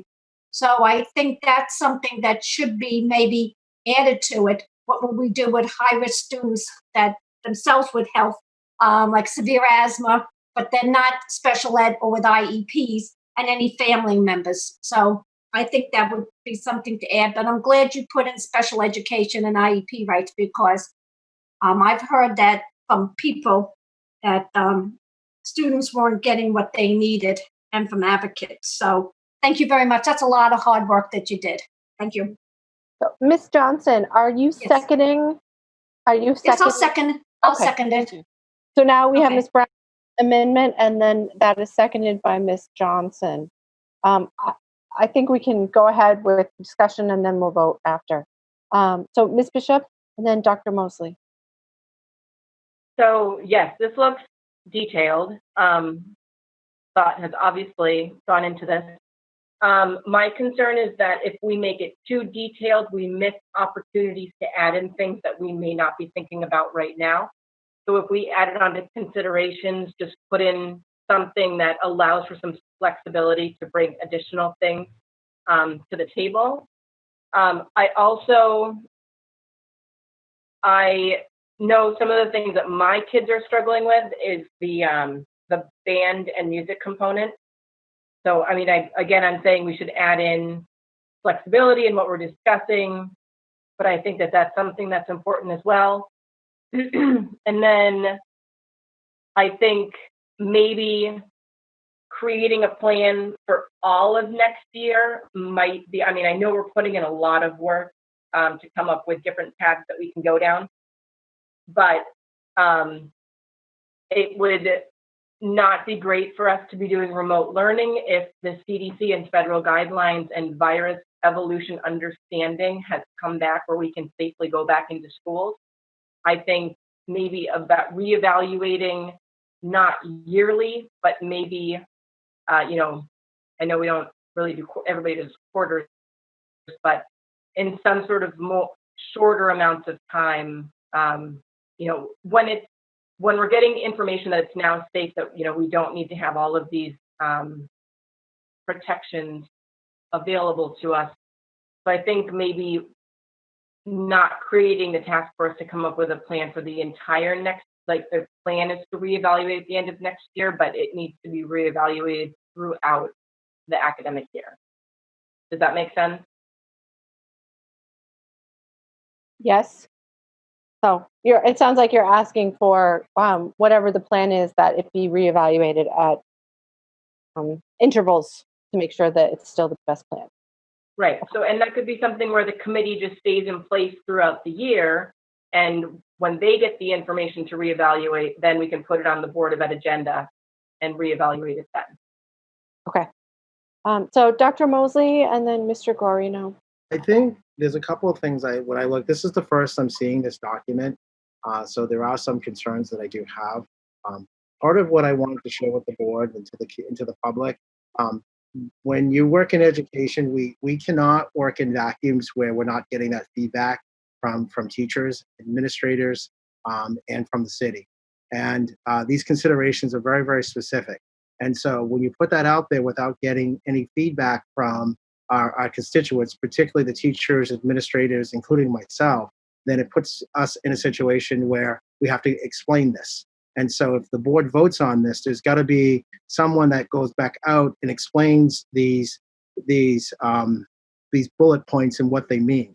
I also want to just share with the board is that this presentation was not necessarily about my ideas, but also some ideas from the teachers, parents, community members, from the city as well. And so to have that there, it just seems to me unclear. Some of this is replicated of the things that were covered in the presentation, and some of the things that are new. And testing, isolation, and contact tracing, I think I know what it is, but someone has to go out and sell this and really talk to them and what they mean by that. So all of these need to be further defined. I think, I hope it was communicated that I believe that let's not micromanage these teachers and administrators. Give them the opportunity to come up with something. They are living this. They go to school. I've got student loans and the debt to prove that this comes from education. And so when we look at an educational perspective, it really is different in terms of it's not so much it's not as simple as sometimes of what's there. What I'm not seeing and what's concerning to me is that I did not see anything about our ELL kids, and our ELL kids need to be part of that discussion and understanding where they're at. And so I think that this is and this speaks to the larger issue. The public is watching us. It's 8:30. There's another proposal here, and it creates yet another layer of confusion for the faculty, including myself, including the general public. And I'm not sure how to read. All decisions will made during this collaborative process are subject to the board approval of the National Board of Education recommendations only. So is the board want to meet more after each of these committees, after 1 or 2 meetings a week, and then we have to report back? Point of order. This is just kind of a way where I'm just not sure how this all works for the school district, but also how this is functioning in terms of, can we move forward? How are we making recommendations? And so it's hard, at least from my admin team, to understand. Point of order. Yes, Ms. Brown. And I just, So I would Dr. like Mosley, to. a point of order is allowed to interrupt depending on what it is. So can I speak to some of the items that Dr. Mosley is questioning, and I'm happy to give him definitions. So no, that's not a point of order. That's just an interruption. So we have to let Dr. Mosley complete his statements on the floor. And then I do think that we ought to give people the chance to, we have a list of people wanting to speak as well before someone speaks twice. Okay. So Dr. Mosley, could you please continue? I asked this board to trust us to do the work that needs to be done as administrators and to come up with some recommendations that we see, because we live it, we breathe it, we've been in the schools. I also, I would hope that at some point we can talk a little bit about our roles and as responsibilities in terms of administration, in terms of the board, and around governance, because otherwise, if we don't get this down, board members, we're going to be replicating and stepping on each other's toes. And I really, really want us to work together, but also not to be surprised. And I think that when we have competing pieces and we have documents that are out there, mine, the board, or others, it just creates a level of confusion for our kids, but more importantly for our faculty. Thank you, Dr. Mosley. I have next Mr. Guarino and then Ms. Giglio. Thank you, Madam President. I like this motion, but I think we really muddied it up with all these considerations and addendum. I think your motion that you have at the top there is fine. And you can say for the second sentence, the task force shall make recommendations for special ed, ELL, extracurricular activities, the arts and athletics, and others as they see fit or as they deem necessary. Something very simple, but we have to leave it open. And I think you really muddied the water, put all these considerations and all this other stuff. And when these committees meet and they make their recommendations, then it's time to bring up all these questions about these considerations if they didn't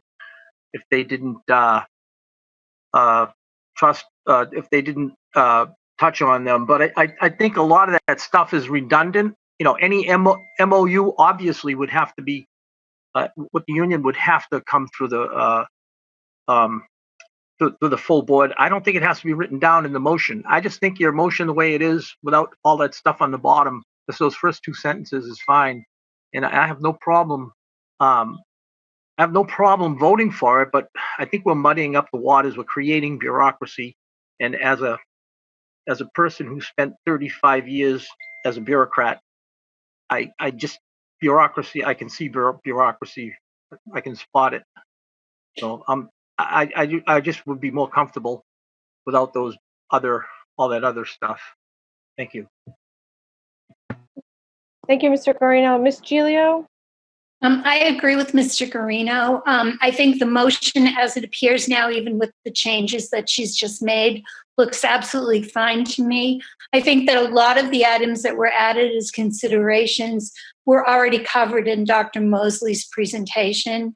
And I do believe that since we will have a member of the Board of Education on the task force, that there will be representation there as far as all the meetings go, which are going to be at least twice a week. So the board member has the opportunity to bring up anything that they feel is being left out at those meetings. So I would support just the motion itself without the considerations or the addendum, and I would vote in favor of it. I'm sorry. I have Ms. Timmons, and then Ms. Brown did want to speak again.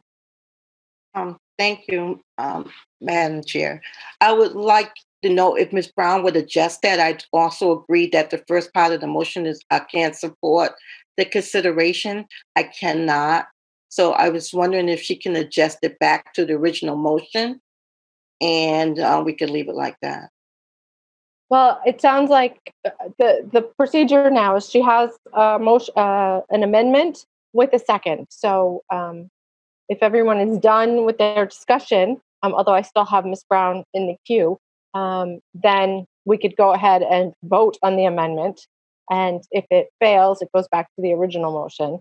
If it passes, then we have to vote again about the whole thing. Does that make sense?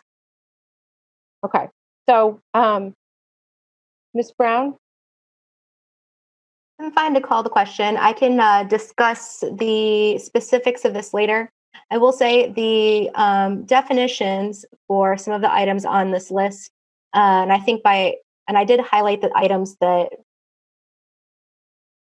Ms. Bishop added and that Dr. Mosley added, even though ELL was up here in our original aspect, any relevant topics. That is not in our current motion as it was read the past time. Testing, isolation, and contact tracing, that's, if one person has it, we have to find out, go through the school system and find out where they got it from. I'm not suggesting that we do that. I am saying it should be part of the discussion moving forward. It's part of what we need to hear from the Health and Human Services people or anything like that we're going to thinking about with. Now, if we want to go ahead, I'm happy to call the question on the amendment. I would like to speak. I have not been able to because I couldn't get my machine to work right. Oh, I'm sorry, Miss. No, you're doing a great job. It's just that for some reason I messed it up and I couldn't get, I was hollering, but nobody could hear me. Oh, I'm so sorry, Miss. No, I did not hear you. Oh, no. So, I would like everyone to speak if they would like to speak on the amendment, but I would. I will make it very short. Thank you.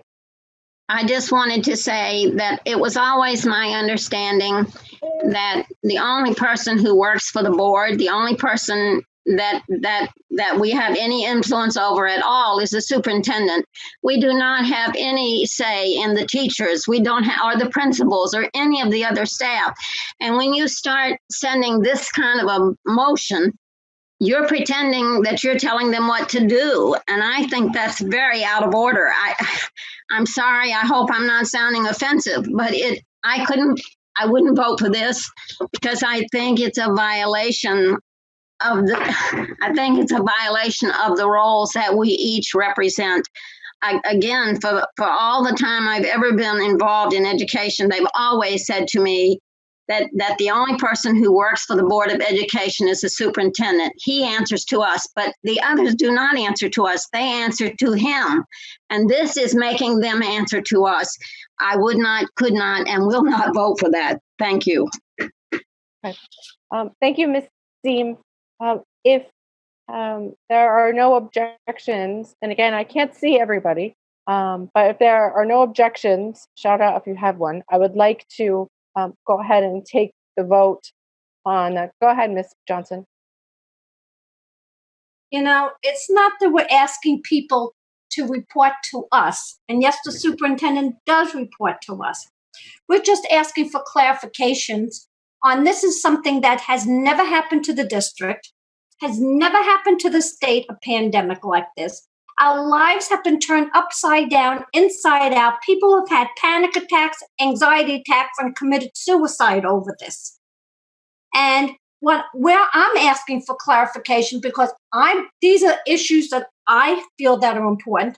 This way we make sure we don't miss anything. It's just, all it is, it's just a map. And all we're asking is for certain clarifications. I will support this because one of my biggest problems here is the testing, isolation, and contact tracing here. I have a big, huge problem with that. Whether it's a student or it's out there on the street, it's a constitutional right, it's a privacy right, it's a HIPAA law violation, I feel, and it's a FERPA. And this are constitutional rights that are being taken away from everybody every day over this pandemic. And I want clarification on that, because if we don't, we can set ourselves up for lawsuits here. And so that is a very important piece here. Nashua is already being sued over masks. And these lawsuits are going to keep coming in, suit after suit after suit, as constitutional rights are being taken away from us every day. Thank you. Okay. Thank you, Ms. Johnson. Does anyone else have a comment before we take the vote? Okay. Ms. Raymond? Yes, Ms. Oden. Okay, I'm sorry. I'm looking at these considerations, and I am guessing that many of them will be addressed by the task force. I don't see them harming the motion. The motion is very clear in what we expect, but I would think most of these things are things that the task force will address anyway. So I don't see a real harm in them. There's a part of me that doesn't think they're really necessary, because I think they're important enough for the task force to address anyway. Thank you, Ms. Oden. Okay, I think everyone spoke as I'm looking at my list. So, are we ready? Can Mr. Guarino call the roll? Can we just Yes. read the motion again, since we've gone through this so much? So It's on the screen. Now we're just voting on the Amendment. the amendment, which is to add on screen at the current moment. Yes? Okay. Can you say that Okay. again? So Heather, The can vote you explain that currently is- again?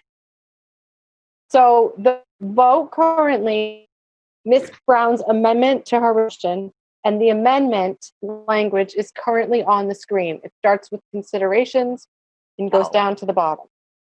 Okay. Okay. On the, Am I wrong? I think you are correct. Yes. Okay. Thank you. Okay. Good. So on the amendments to the motion, Mr. Guarino votes no. Ms. Johnson, Yes. Ms. Ziem, Oh, Ms. Bishop,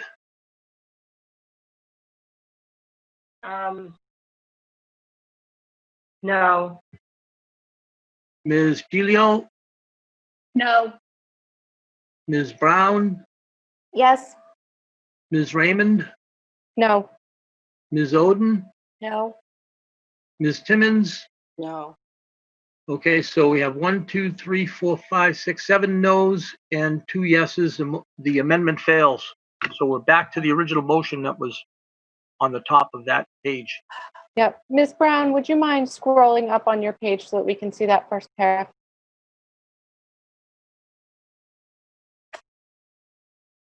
Ms. Brown, are you speaking? I can't hear you.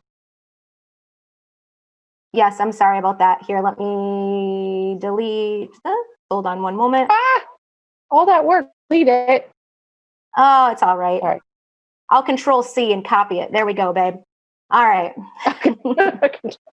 Okay, so going back up. All right. So right there. So I see that ELL is in there. Someone had questioned that earlier. Okay, so here we are back on the original motion. Mr. Guarino, could you please take the roll on the original motion that is currently on the screen? You could read it. Take the roll. Okay. Can I just ask, are the addendums off? Because that's Yes, what I had a problem with. Okay. Yeah, the Yes, addendums I are was off. asking Okay. if Mr. Guarino could just read what's on the screen so that we all are on the same page. Okay, the motion is to direct the superintendent to form a reopening task force and a remote learning task force to investigate options and make plans for the district's return to school in the fall 2020.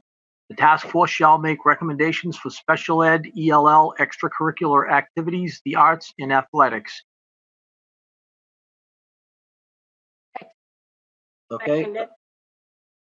And second, okay, on the motion, are we taking the roll, Madam President? Yes, please. Okay, Mr. Guarino votes yes.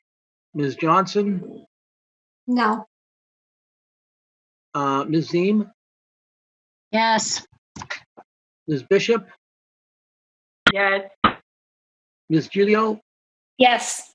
Ms. Brown, Yes. Ms. Raymond, Yes. Ms. Oden, Yes. Ms. Timmons. Yes. Motion carries 8 yeses and 1 no. Okay. Thank you, Mr. Guarino. If we could stop the screen, please. Oh, perfect. Thank you. Now I can see everyone again. Okay, so it is now 5 p.m. Many of us have been here for 3 hours, and we have only gotten through the presentation portion of our agenda. So we thank you, Dr. Mosley, for your presentation, and please keep us apprised as the task force moves forward. I'll take volunteers offline to be appointed to your task force. My question to the board is there a desire to table items on the agenda, or shall we power through? There might be things that are time sensitive, and there might be things that could wait. Any commentary about that? Anything that you, I'm sorry. I have a lot. Okay. Giulio, Ms. Timmons, and Ms. Brown.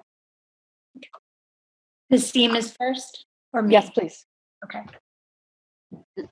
I didn't really have any comment other than that I wanted, no, go ahead. Okay, Ms. Giulio.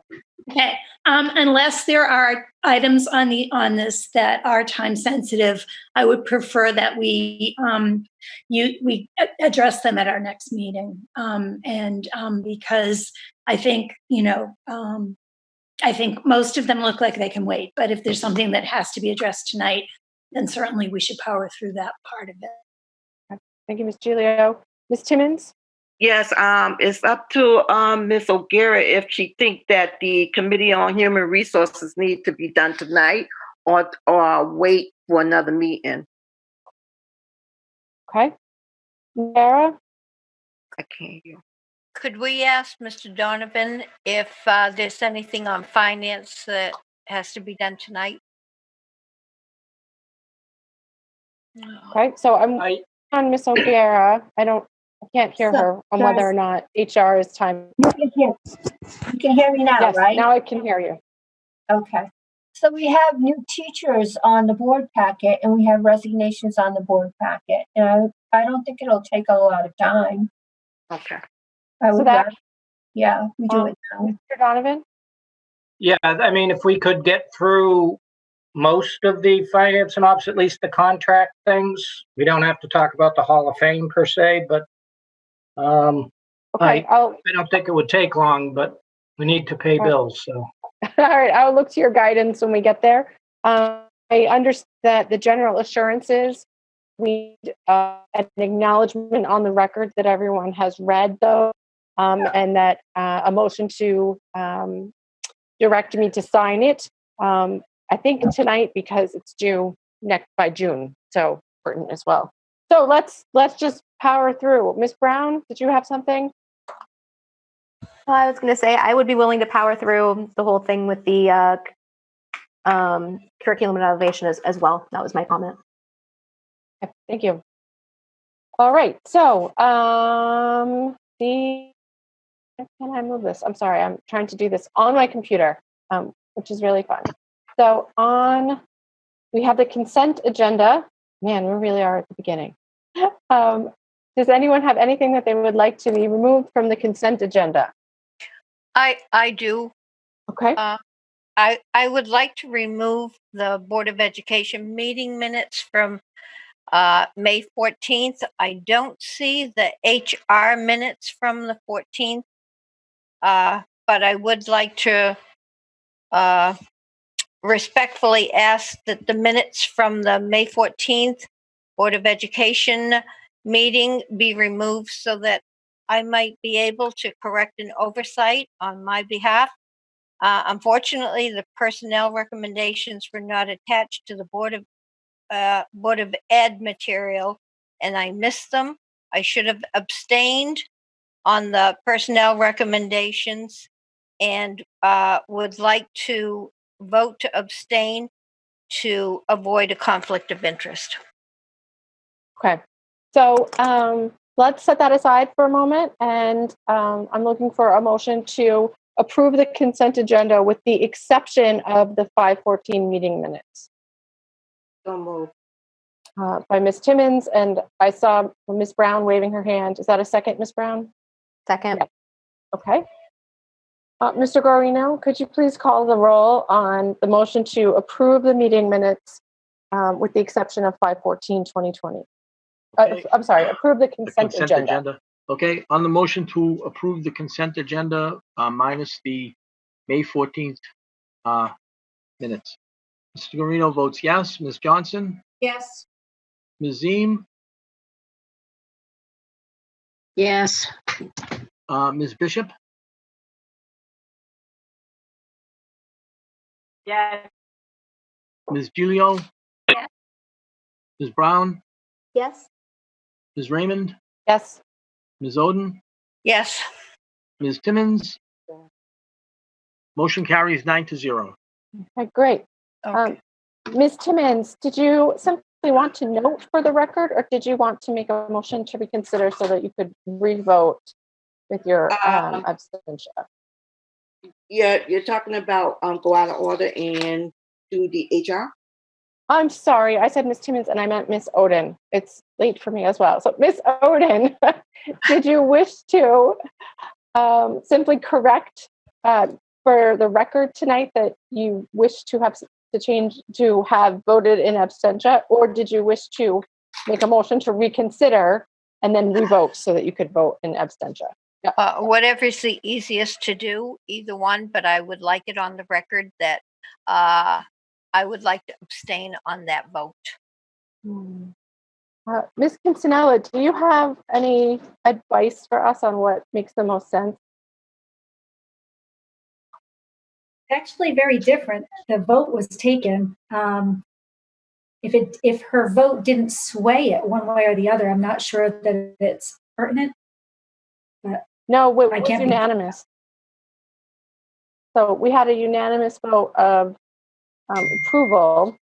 So I would imagine a statement from Ms. Oden that she felt that she ought to have voted abstain. Right, we could actually add that to the minutes, I imagine, in italics, just so it's noted. Okay, thank you. Yeah. I appreciate that. No problem. Okay, thank you. Now, do we need a motion to approve the 5:14 minutes with the note that Ms. Oden should have voted abstain? So moved. Okay, moved by Mr. Guarino, seconded by Ms. Gilio. Ms. Timmons, did you have a question? No, that's fine. Okay, Mr. Guarino, could you please call the roll? Okay, on the motion to approve the minutes of May 14th and noted that Ms. Oden changes her vote to abstain on the HR approval. Mr. Guarino votes yes. Ms. Johnson? Yes. Ms. Ziem? Yes. Ms. Bishop? Yes. Ms. Gilio? Yes. Ms. Brown? Yes. Ms. Raymond? Yes. Ms. Oden? Yes. Ms. Timmons? Yes. Motion carries 9-0. Thank you all. Okay. I appreciate that. All right, do we have any communications outside of the consent agenda? Seeing none. Dr. Mosley, did you have any further comments this evening? I think everything was said earlier. I'm all set. Thank you. Okay. In that case, we don't have a board response. We've already discussed your presentation at length. So student member of the board comments. Thank you, gentlemen, for being so patient with us this evening. Let's go Mr. Gao and then Mr. Norris. Thank you, Ms. Raymond. I just wanted to keep this kind of quick and just go over some of the brief highlights that have been going on. The last several weeks, the South teachers actually put together a parade in the city. So all the teachers got together, they lined up their cars, they decorated them, made like posters and everything. They drove around the city to kind of congratulate the soon to graduate seniors, and also just for the teachers to kind of see the students again. A lot of students had signs saying like, "Thank you for not failing us." This one parent I heard had the sign that said like, "Save me soon" or something like that. It seems like it's a pretty apparent that people are kind of sick of remote learning, and that definitely everyone wants to go back to school. Regarding like going back to school in the fall, it seems that a lot of statistics have been coming out saying that like schools, if they were to reopen, we would increase numbers by like 25%, which is pretty significant. So it seems to me personally that perhaps like by restarting school, there's a lot of high costs. Like we need to sanitate the schools more frequently, hire additional people. Perhaps if those costs were reallocated to kind of make remote learning more equitable, to provide more adequate technology to students who don't have access to it right now, especially with us being able to adapt as we continue to in this remote learning. I think that perhaps remote learning may become an effective way to educate students. It does have a lot of additional freedoms and liberties that the new technology has. I would like to point out that like with remote learning, there's also been like an excess of free time among students, and a lot of students have actually capitalized upon this time and done really amazing things. This one team at actually Nashua High School South is creating this app in hopes of tracking the spread of coronavirus and hoping to limit the spread. So a lot of beneficial things have been coming out of this. Nashua South like partnered with Time to Clay on something, I believe. So a lot of heartwarming things that have been going on. Thank you. That's wonderful. Thank you, Mr. Gao. Mr. Norris? Thank you, Madam Chair. I'm just going to keep it quick because I know we all want to get this show on the road. I just have one comment on the athletic stipend. So I know it was proposed in the agenda to pay the full 100%. I totally agree with that. Regardless of whether we're playing spring sports, playing fall sports even, I think the money can still be beneficial to all of our student athletes. Thank you. Okay, thank you, Mr. Norris. That was very quick. Committee on Budget, Mr. Guarino, you were a part of the meeting with the city last week. Briefly tell us. Yes, I was at the public hearing for the budget. But I have to confess that I haven't followed up with the aldermen are going to vote on the budget. You know, if they had scheduled the vote, or is it coming up? Heather? I was hoping that you had written down the date. I do not have it, but it's on the alderman's calendar. Mr. Donovan's waving. Mr. Donovan's come to the rescue. June 2nd is their first meeting of the full budget committee where they'll potentially vote on it, but they have meetings scheduled for next week. Okay. Thank you. Thank you, Mr. Donovan. Do you know, Mr. Donovan, if the link to their WebEx meeting will be on the alderman's calendar so that the public can observe? I believe it's up there. I haven't personally checked, but I believe that's what they were doing, yes. Okay. Thank you very much. And then I, again, feel that we ought to reconvene our budget committee after we find out what the aldermen have decided and after we hear from these task forces on what our needs might be that are different than when we created the budget. Committee on Finance and Operations, Ms. Oden.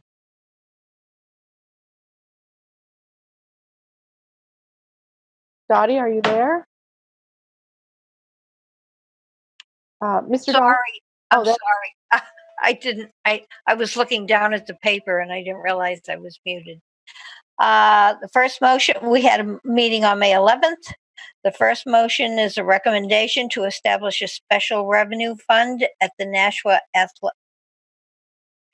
Athletic Hall of Fame. That was recommended by Ms. Gingras, and Mr. Donovan said that's the way it should be done. All right, I'll second that. Any discussion?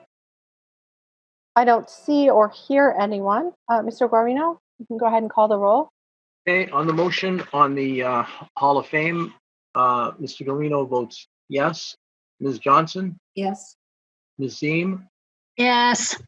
Ms. Bishop, Yes. Ms. Gilio, Yes. Ms. Brown, Yes. Ms. Raymond, Yes. Ms. Oden, Yes. Ms. Timmons. Yes. Motion carries 9-0. Okay, I move to recommend to pay the yearly balance of the stipends to the athletic coordinators and equipment managers for a total of $9,300. Second. Seconded by Ms. Ziem. Is there any discussion on this? Seeing none, Mr. Guarino? On the motion, Mr. Guarino votes yes. Ms. Johnson, Yes. Ms. Ziem, Yes. Ms. Bishop, Yes. Ms. Gilio, Yes. Ms. Brown, Yes. Ms. Raymond, Yes. Ms. Oden, Yes. Ms. Timmons. Yes. Motion carries 9-0. Okay, move to recommend to pay the high school varsity and middle school coaches 80% of their stipends and to pay the sub-varsity coaches 50% of their stipend. A second. Ms. Ziem, Seconded by Ms. Ziem. Okay. Any discussion? Seeing none, go ahead, Mr. Guarino. On the motion, Mr. Guarino votes yes. Ms. Johnson, Yes. Ms. Ziem, Yes. Ms. Bishop, Yes. Ms. Gilio, Yes. Ms. Brown, Yes. Ms. Raymond, Yes. Ms. Oden, Yes. Ms. Timmons. Yes. Motion carries 9-0. Recommend to approve a contract with A+ Athletic Products Incorporated in an amount not to exceed $11,000 for funds to come from the plant operations budget line 91.1.22.2620.53628 contract services. I will second. Okay, and that's for them to inspect the backboards on the basketball courts and the bleachers to make sure that they're all functioning properly. All right, any discussion or questions on that? All right, seeing none, go ahead, Mr. Guarino. On the motion, Mr. Guarino votes yes. Ms. Johnson,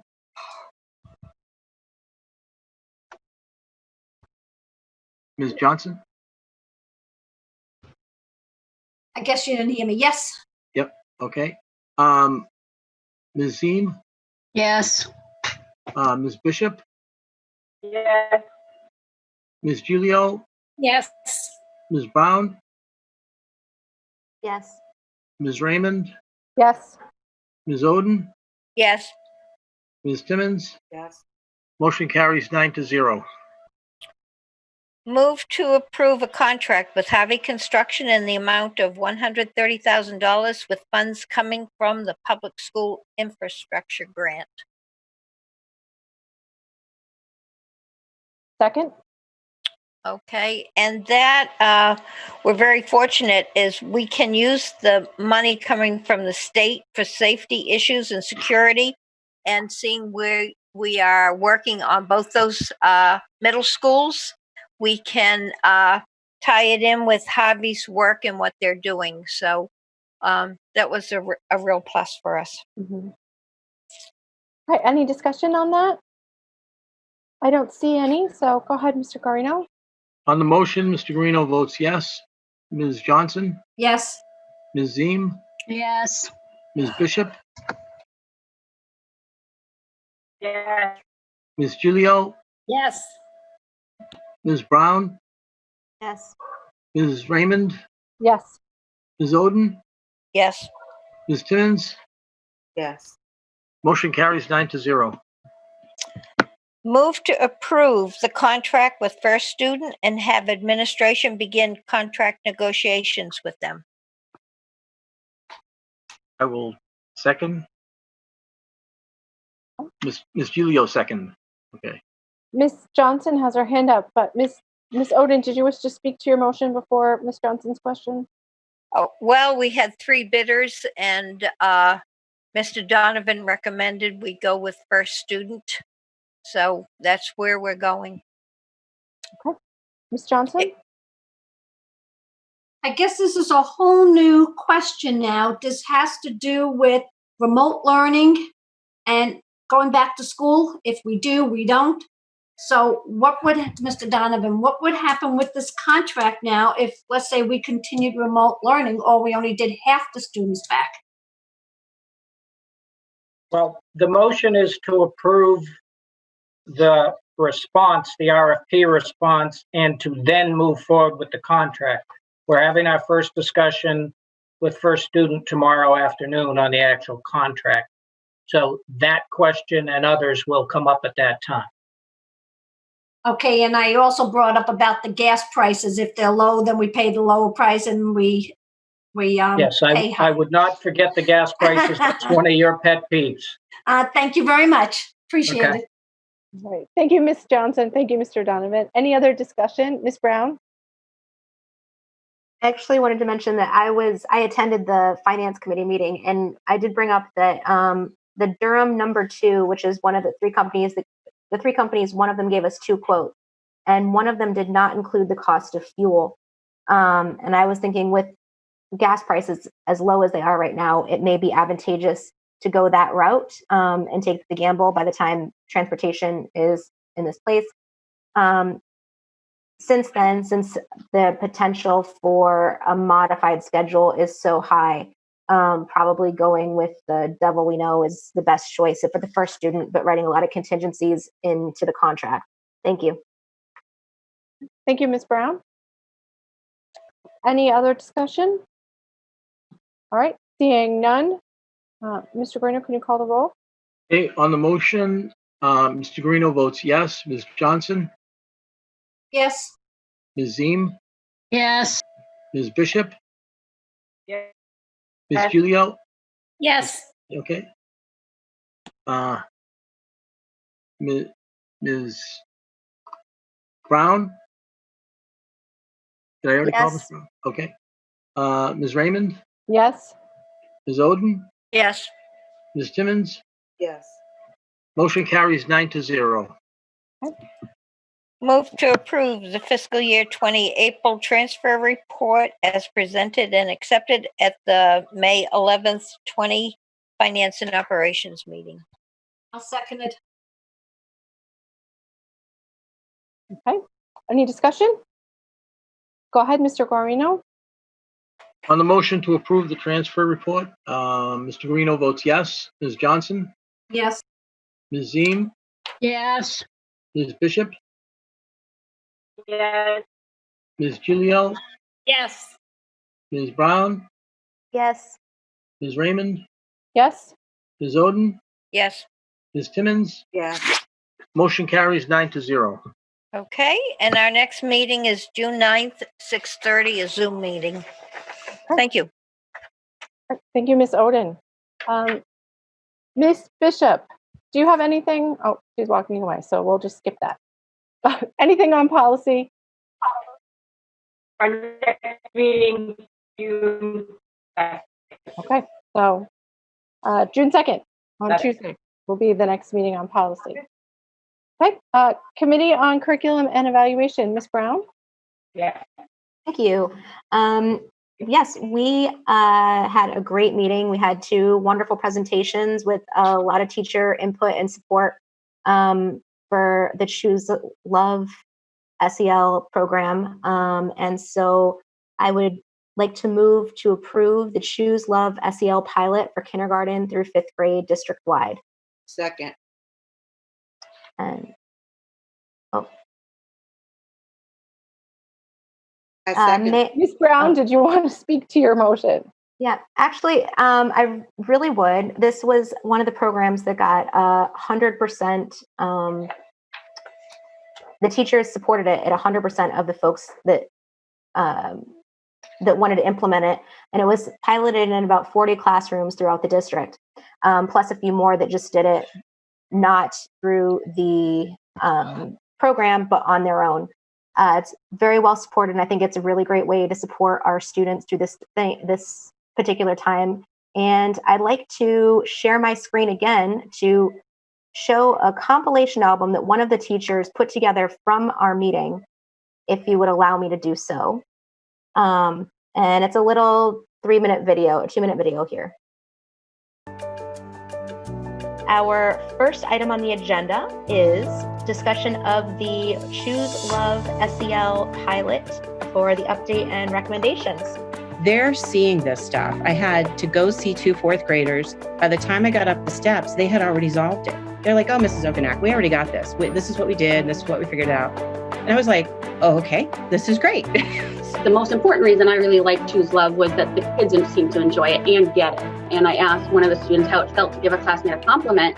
They said it kind of feels like giving a gift to a homeless person. Huge for a 2nd grader to really be able to verbalize that. And I think Choose Love had a lot to do with that. Just like anything, we'll add to it, but we like the flexibility of it. The lessons in Choose Love are so easy to follow, and they focus on one of the 4 areas: courage, gratitude, forgiveness, and compassion in action. The day that I realized that Choose Love was making a really big impact on my students was right before a math test. One of my most behaviorally challenging students, who historically had not bought into anything, just stood up really quietly at his seat and put one hand on his belly and one hand on his chest, and he started to breathe these long, deep breaths in and out. He was not looking for an audience, but he certainly got one. He was practicing his brave breaths and trying to calm his mind and body prior to his test. When the other students saw him, they started to join in one by one, in silence, until they were all standing and doing brave breaths. She's able to express to us now when she's becoming frustrated or what she needs from us. And that's a confidence that we didn't see in her before. We downloaded the materials, we looked through them, we realized that it was very easy just implementing the curriculum, and it gave us a language to be able to continue to use on a daily basis. I don't want to get choked up, but we have a little chalkboard in our kitchen, and she did one of these little messages of love on it. And that, just as a parent at first seeing that, and it made me think of Jesse. And his message now is being spread through kids like Ada and like Finn. Really is really, really, really powerful. I just really think that has to continue. So.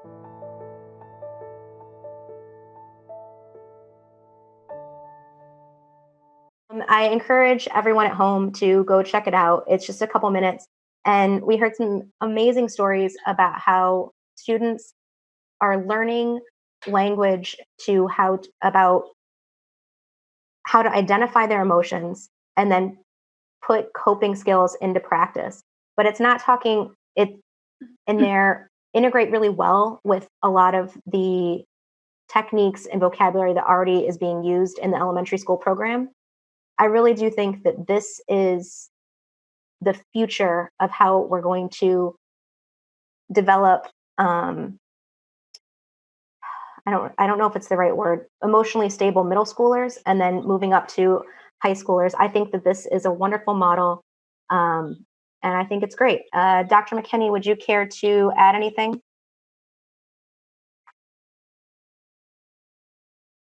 No, well said. I think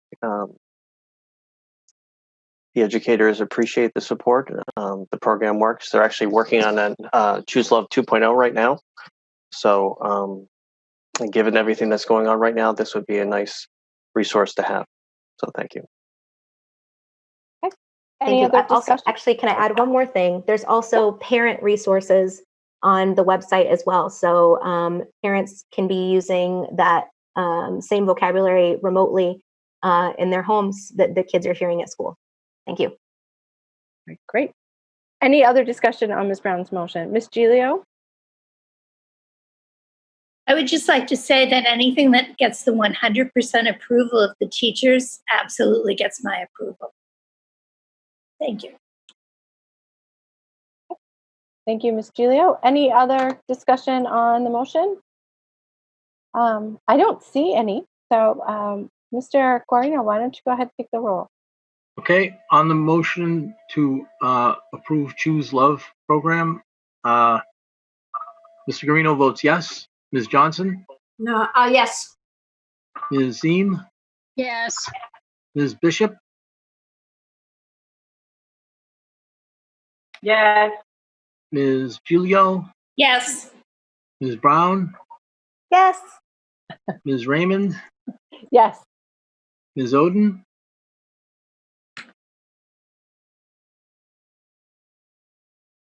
Ms.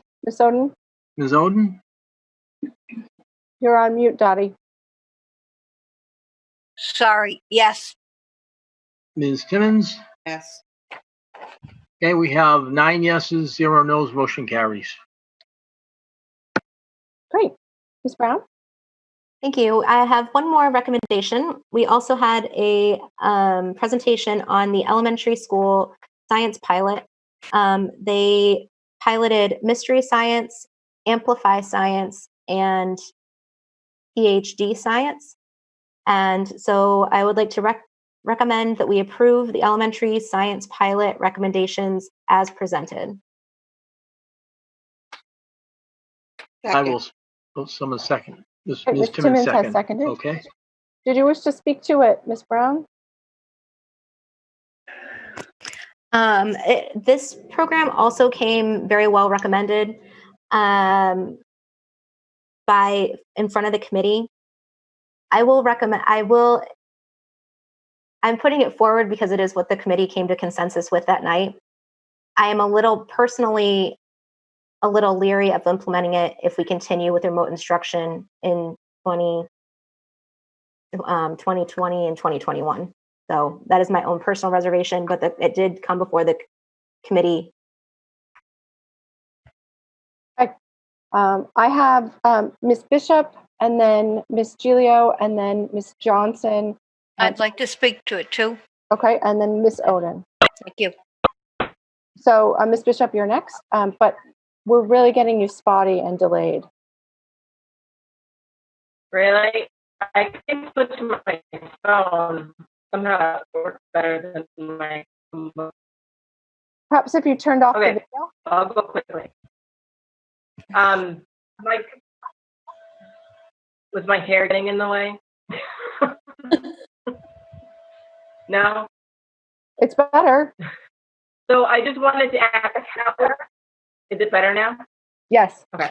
I was going to ask how this would work with the remote, if we continue with remote learning. It is small group focused. It's very hands-on, challenging to do for kids who are home. Would there be accommodations for the remote learning, or is this something that if we voted on to bring into the curriculum, it can be put on hold if it's a hands-on activity and we can wait and readdress it as we open up? Over. Yes, Dr. McKinney. So there's an allocation in the curriculum budget to support these materials. They both include Google Classroom integration. They can be used both either in the remote or the hybrid setting, or in if we're back to a traditional school day. We also have, and I shared at the committee level, the benefit of a science resource center. The National Education Foundation is supporting obtaining kind of that space and getting it off the ground and buying the supplies. So even if we don't do that right away, we still need to bring up our curriculum, which has been outdated since, I think I said 2014. So it does need to be brought up to date and in alignment with the next gen science standards that the board already approved. So we do have some options and some flexibility, but I think we all understand if we go remote full time, I think it was said earlier, a lot of the curriculum is going to be needed to be revamped and put online so that it's accessible to everyone. Thank you. Thank you, Dr. McKinney. Ms. Bishop, does that answer your question? Yes, she says yes. Okay, Ms. Gilio?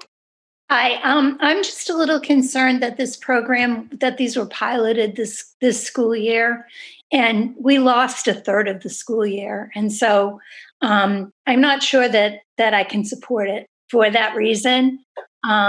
So I'm a little leery of it. Anyway, if it had the full school year and we were in school and that it was vetted that way, I think I'd be more supportive. Thank you. Thank you, Ms. Gilio. Ms. Johnson? Thank you. One of the emails we got, I believe it might have been from a teacher, was talking about if we had to go back to remote learning to put a new curriculum in right now, that they wouldn't be able to have enough time to really learn it. So at this point in time, I can't support this. So I'm going to vote no against it. I think we need to see what we're going to be planning with the school, whether they're opening, we're remoting, or half and half. And I think at that point in time, we can do something with this. But I can't put any more stress on the teachers to learn something at this point in time. They have enough to deal with. Thank you. Okay. Dr. McKinney, go ahead. I just want to point out to the board that you just approved another curriculum that would be available to teachers. So if you can do it in that instance, I think we could do it in this instance.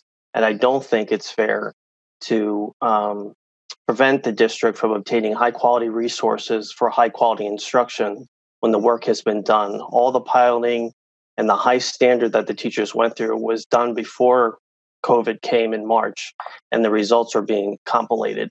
So if you want to hold us to the highest standard, I would hope that you would support obtaining the highest degree of materials available, not relying on a curriculum that's 6-7 years old, and allow teachers the access to collaborate and integrate it into Google Classroom, which they've been doing during COVID. So I see this as a natural progression of work we're already doing. 5th grade would get Amplify, which is a great program and being used in the middle schools. And there's concerns from the middle school teachers around the specific content knowledge and standards that teachers want kids to know going into middle school. And then K4, we have Mystery Science for a period of time, which is a great engaging resource. So I do think we have flexibility in both bringing new curriculum, providing professional development, and constantly getting better. Thank you. Okay, thank you. I have Ms. Oden and then Ms. Brown. Oh, thank you. Yes, I agree with Ms. Gilio in the fact that we haven't had a full year this year for the people piloting. And I would hate to have the 5th grade teachers have to go back to remote learning with all that has happened this year and then have a new curriculum, science curriculum on top of it. So I can't support it at this point. Okay, thank you, Ms. Oden. Ms. Brown? I just wanted to double check with Dr. McKinney. The Amplify Science program implementation of that was not contingent on whether we have access to the Science Resource Center. Those are two separate items, right? It's not coming from Amplify. I'm not sure I understand your question. That you mentioned that we have a science. We're trying to put together a Science Resource Center. So heads up for those of you who are paying attention to curriculum committee stuff. It's really super cool. But that was two separate items, correct? This is not the stuff that's going to be in that space is not coming directly from Amplify. No. I guess I would frame it this way. The operating budget would support like the subscriptions that are required for some of these products, and then the supplies, we would partner with the NEF and the Science Center in buying the supplies. This is a previous proposal that was from the Mr. Conrad era of like Amazon before Amazon, that teachers would get the science kits delivered to them and then replenished with the supplies when they're needed. So yeah, I hope that clarifies it. Thank you. And I do feel like I should mention that we did have a pretty extensive presentation on the subject. And the other two curriculums that were presented, PhD science was not very well received, and most of the teachers responded in that it didn't translate well to online, and that the kids didn't really get into it. And then the mystery science, a lot of the teachers had positive things to say about that. I know actually one of my kids is using it right now. But it is a lot of also hands-on things, but it's also just little videos and snips like that. So I think that also, and you can correct me if I'm wrong, Dr. McKinney, the transition for online learning so immediately for that one was not very well received. It was kind of half and half. Which one are you referring to? For the mystery science, the one we're not going with? No, we are going with mystery science. Initially, there were some challenges, but then they have a Google Classroom integration that really made it a lot easier. So PhD science, not a fan favorite. Mystery science, I would say number one, and then number two, Amplify. I don't think there's any secret in if you provide high quality resources with teachers along with high quality professional development, you're going to get great results. So it is a very solid program. Thank you. Thank you, Dr. McKinney. I'm personally really struggling with this one because you're very convincing, Dr. McKinney. However, so I really like Amplify. I'm a strong proponent of getting us up to date with our science curriculum. I'm a strong proponent of the next gen science standards and training future scientists. I think these are the skills that kids need now as they are growing up and entering the world. I'm just really concerned about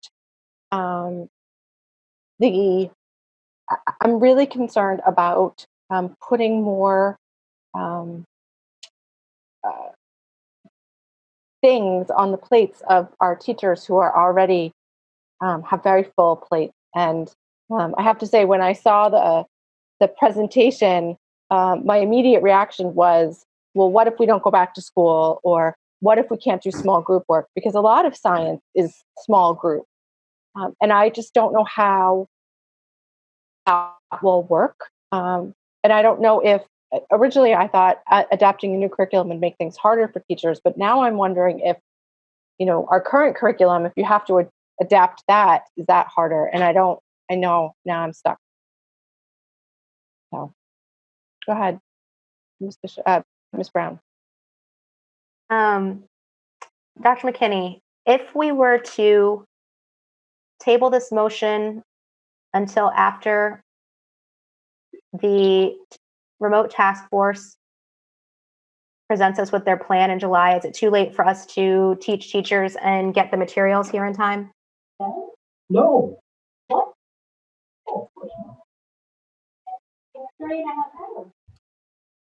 That wasn't me. I think might it be Mr. Donovan? Yeah, it sounds like there's a dog there, but go ahead. So once the budget turns over, we would probably start ordering and coordinating supplies beginning July 1. So there would be a little bit of a delay. And certainly it would be a time crunch to schedule the professional development with less notice available to teachers. And I know we don't know what's going to happen with COVID in the future, but the commissioner is saying we are going to return, unfortunately, back to standardized testing. And if that does happen, I just want you to know our 5th grade science curriculum is nowhere near what it needs to be for these kids to do well on that piece. So this pilot was an attempt to rectify some of those challenges. Now, I'm not saying that's a priority, the SEL and all the stuff that's going on with COVID is, but we've done nice work at the elementary level, bringing our curriculum up to date from elementary and math, science, and we're still waiting for the state to work on social studies. So, there are numerous teachers that were involved in here. And just like with Choose Love, these are their recommendations for it to move forward. And even though it's been in a remote setting, they have been doing mystery science and magic tricks and writing down their thoughts and comments around this. So not to say we're not going to need other resources, but this would just give us another tool to engage kids, whether it's in that hybrid or remote format. Thank you. I'm just unmuted. I have one question. And I guess the question, were we to approve this tonight, and yes, the budget rolls over, you go forward with purchasing supplies and getting ready. But then after the task force meets, it comes from the task force that the recommendation is that it would be too challenging, given whatever the recommendation is from the task force, that it would be too challenging to implement new curriculums. Would that come back to us? Like, could those materials kind of wait until we're back in the classroom? I think just to be a couple of things I'm thinking about. We need to come up. I hear what the board is saying. I also just want to remind the board that we're also looking to have some of our kids return to our schools and in some way or another. And even if we can't use the activities in the mystery science format, that we might be able to use other materials in that as well that doesn't require the group activity. We gotta and we have to do something around our science. We haven't been that strong, and I think we've had various experiences with science programs. So just for the sake of discussion and time, and would the board be willing to just give Dr. McKinney and the teachers some, and I'm just making up a number, maybe 6 months, and then they can report back and give an update. But we do have to do something about our science, because we are, I sense that the state is going to evaluate our students on our science performance one way or another. And this is just a start to try to get us on the same page and share language around science curriculum. But it also helps us plan for the middle school science too, which we still have to do, and do some vertical alignment on that as well. I'm sorry, horizontal alignment on that. Okay. Please. Go ahead, Dr. McKinney. I know there's much work that the task force has to do in the committee and make decisions around the back to school, but we do have access to some grant funds that I'm kind of holding on to, so that when and if we do come back together, teachers can get together by a grade level and go through all these things and share what worked during remote, what didn't, and how do we move forward. And certainly the task force would give guidance to all that. But we do our annual kindergarten institute, and hopefully we'll be able to do that this year, where all 40 kindergarten teachers come together. And that's probably one of the best ways to support all this. So if they were to come together and work through this, along with our peer coaches, and give some professional development, I do think that it's something that would work. And kids are naturally curious to science. And if you give them good materials and resources, just like they say in middle school, they always love to walk into science class and blow something up. So if we can do that for them, it'd be great. And they could blow stuff up at home too. I'm not responsible for that. There's some parents on the line. Nope. No, let me just, I was just science-wise. Ms. Brown? Actually, so as I said, I was reluctant to, even after my committee passed it, I was reluctant to move forward with the implementation of this, given the environment. But the more I think about it, I do think this does give teachers more options for even small groups digitally or remotely. They can bring in a group of 4 kids together, do an experiment online with them, and have them talk about it. So maybe actually integrating this program, it might not work well with like a flexible schedule, but it might work really well with kind of a remote small group. And obviously it's going to work well in a classroom, because that's what it's made for. So the fact that checks off 2 of the boxes, I'm kind of swayed back to my original decision to pass this. So I would like to take a vote if the board sees fit. Can I just say something? Sure, Dottie. Okay. If I remember correctly, there were a lot of problems when we introduced Amplify to the middle school. Teachers did not have the manuals that they were told they were going to get. They had to run off a lot of things. They didn't have enough Chromebooks. I still am concerned about bringing this in when we had a hard time implementing this in the middle school, where teachers had more support. When you have just one grade at one school, you don't have the same number of support. And I just think it's a lot to put on the plates of the teachers should they go back to remote learning. I just think it's a hard time to introduce something new like that. I think it can wait. I want to make sure there's enough Chromebooks. We don't know what we're going to get back, how much money we're going to have to invest. I'm hoping the state will cover any losses we have there, because I know there have been losses. So I cannot support this at this time. I'm sorry. Thank you. All right, thank you, Dottie. I don't see any other hands, unless that's a hand, Mr. Norris. No, it's not a hand. Okay, Mr. Guarino, can you go ahead and call the roll on the motion to, I lost the exact motion, to approve the elementary science pilot, the elementary science pilot's recommendations. Okay. On the motion, Mr. Guarino votes yes. Ms. Johnson? No. Ms. Ziem?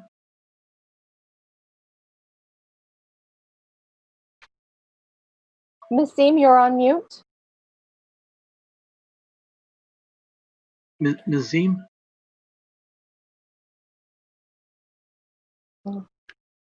I will come back to her. I will go back to her. Ms. Bishop? Ms. Bishop? Is that a yes? Yes. Okay. Yeah. Yep. Ms. Giglio? No. Ms. Brown? Yes. Ms. Raymond? Yes. Ms. Oden? No. Ms. Timmons? Yes. Okay, I'm going to go back to Ms. Ziem.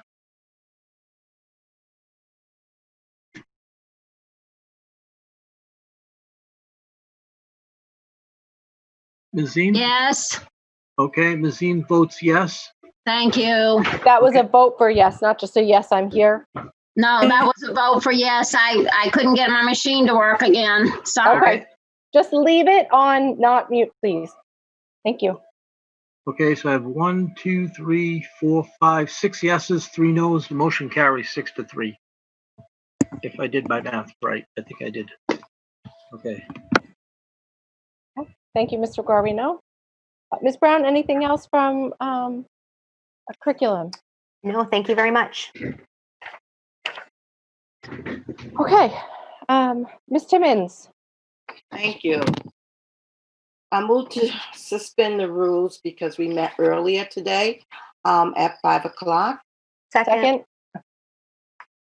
Okay.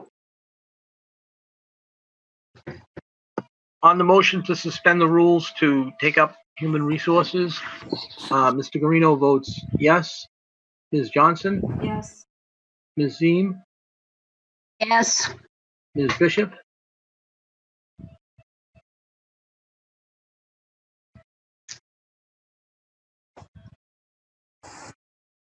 We didn't hear you, Ms. Bishop. Ms. Bishop? Yes. Okay. Ms. Giglio? Yes. Ms. Brown? Yes. Ms. Raymond? Yes. Ms. Oden? Good Lord. Yes. Ms. Timmons? Yes. Motion carries 9-0. Right, thank you. I move to approve personnel recommendation dated May 27, 2020, items 1 through 15. Second. Any discussion? Okay. On the motion to approve recommendations 1 through 15, Mr. Guarino votes yes. Ms. Johnson? Yes. Ms. Ziem? Yes. Ms. Bishop? Yes. Ms. Giglio? Yes. Ms. Brown? Yes. Ms. Raymond? Yes. Ms. Oden? Yes. Ms. Timmons? Yes. Motion carries 9-0. I'd like to move to approve item 16, Linda Orlando, a continuing sub grade 6 Elm Street Middle School for the 2019-2020 school year. Step 0 at $40,884. Need a second. I will second. Thank you, Mr. Guarino. On the motion?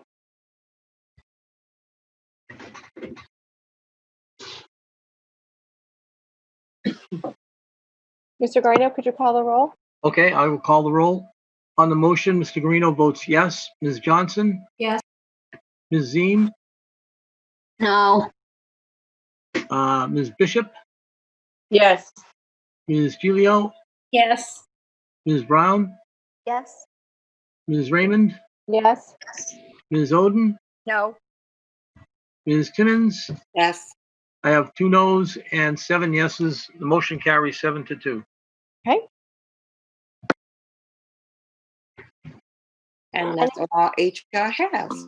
Right. Thank you very much, Ms. Timmons. Liaison report. The Ed Council met on the 22nd. We had an extensive discussion about remote learning, kind of what's working, what supports teachers need, and we talked quite a bit about forming a task force for the fall. So we'll follow through with that, and we don't meet again until the fall. So it'll be interesting to see what they have to say at the next meeting. Okay. So unfinished business. We already did the committee on remote learning reopening. Ms. Johnson, you had asked to speak about graduation. Yes, ma'am. Thank you. You know, back in April, I started saying about the virtual learning, why don't we hold off to see what's going to happen come June? And it did not happen. We all saw the emails from parents that we've been seeing for a while. Parents are really upset about the fact, and so are students, that they're not going to be able to graduate. And we could have done this outside. Bobby Bagley said we could have done it outside. We could have done it in an open field at the North School, the South School, Stellos, Holman Stadium. We had enough room to social distance, put a mask on, and do all this. And we're not doing it for them. And, you know, people can say we could do this later.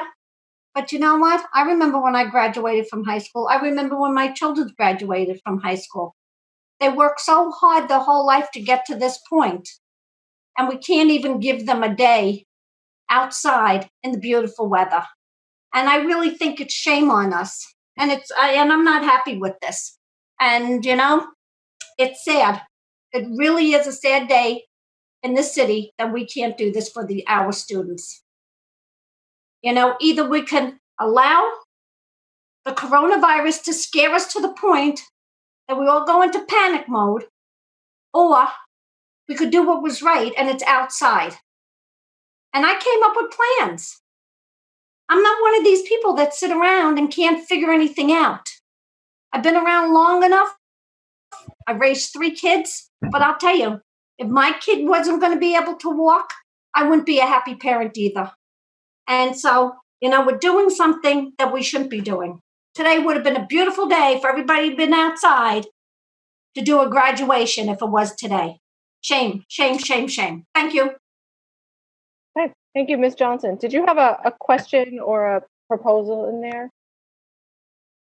Well, I guess the question would be, would we do it at this point in time for our students, or is it just a done deal? Because when I first raised this, Dr. Mosley said, well, he always does it because administration and the high schools, but this wasn't a normal thing. If it was just the Verizon Center or whatever it's called now, I would never question it. I would let the administration handle it.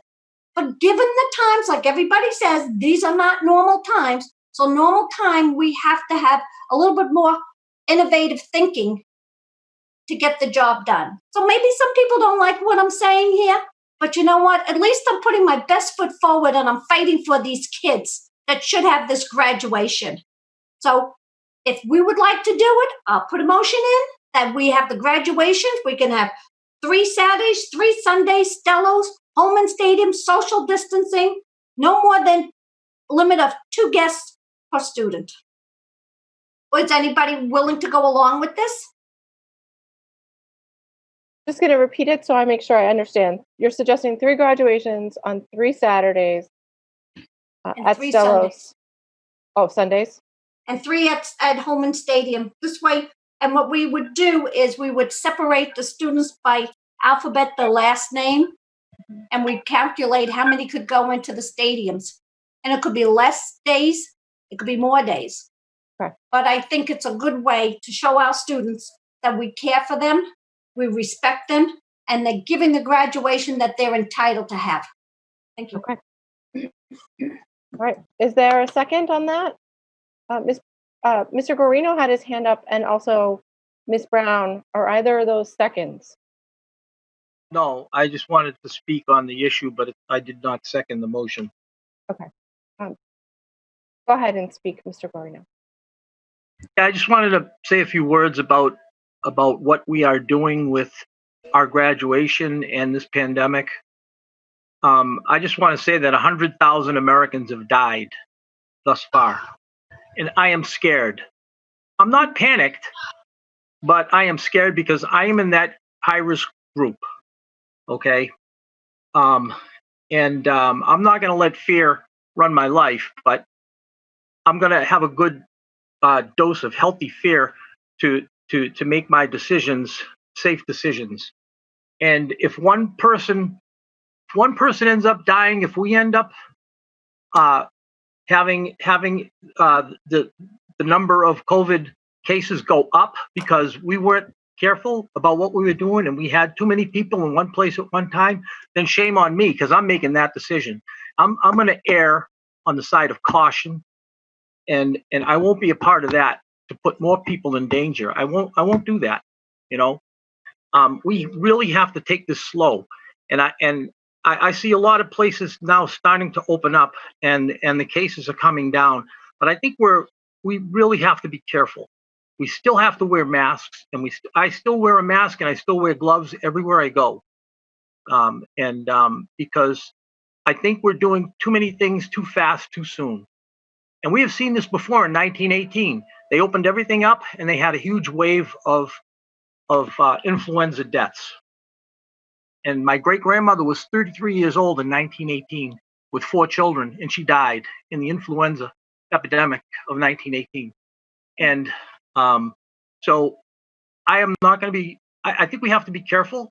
I understand the pain that parents are going through. I understand the pain that Ms. Johnson is talking about. It really is sad for students not to have that traditional graduation, and my daughter's one of them. But I'm going to err on the caution of safety, and I think we have to be careful. And maybe we can do it some other time, but right now I think we have to be very careful. Thank you. All right, thank you, Mr. Guarino. I have Ms. Brown, then Ms. Giglio, then Ms. Timmons. I would like to second the motion for the sake of discussion. Okay. And what? The discussion we're having now, so it's official. Go ahead, Ms. Brown. It's official. I am reluctant to take this decision out of the hands of the high school principals because it has been one of their duties up until now. But I do realize that this is a unique situation. And, these kids have worked hard and they deserve to be celebrated. The thing that I would probably do different in this motion would not be 3 separate days. So I would prefer if we changed it to a spread out event with very, very limited attendance.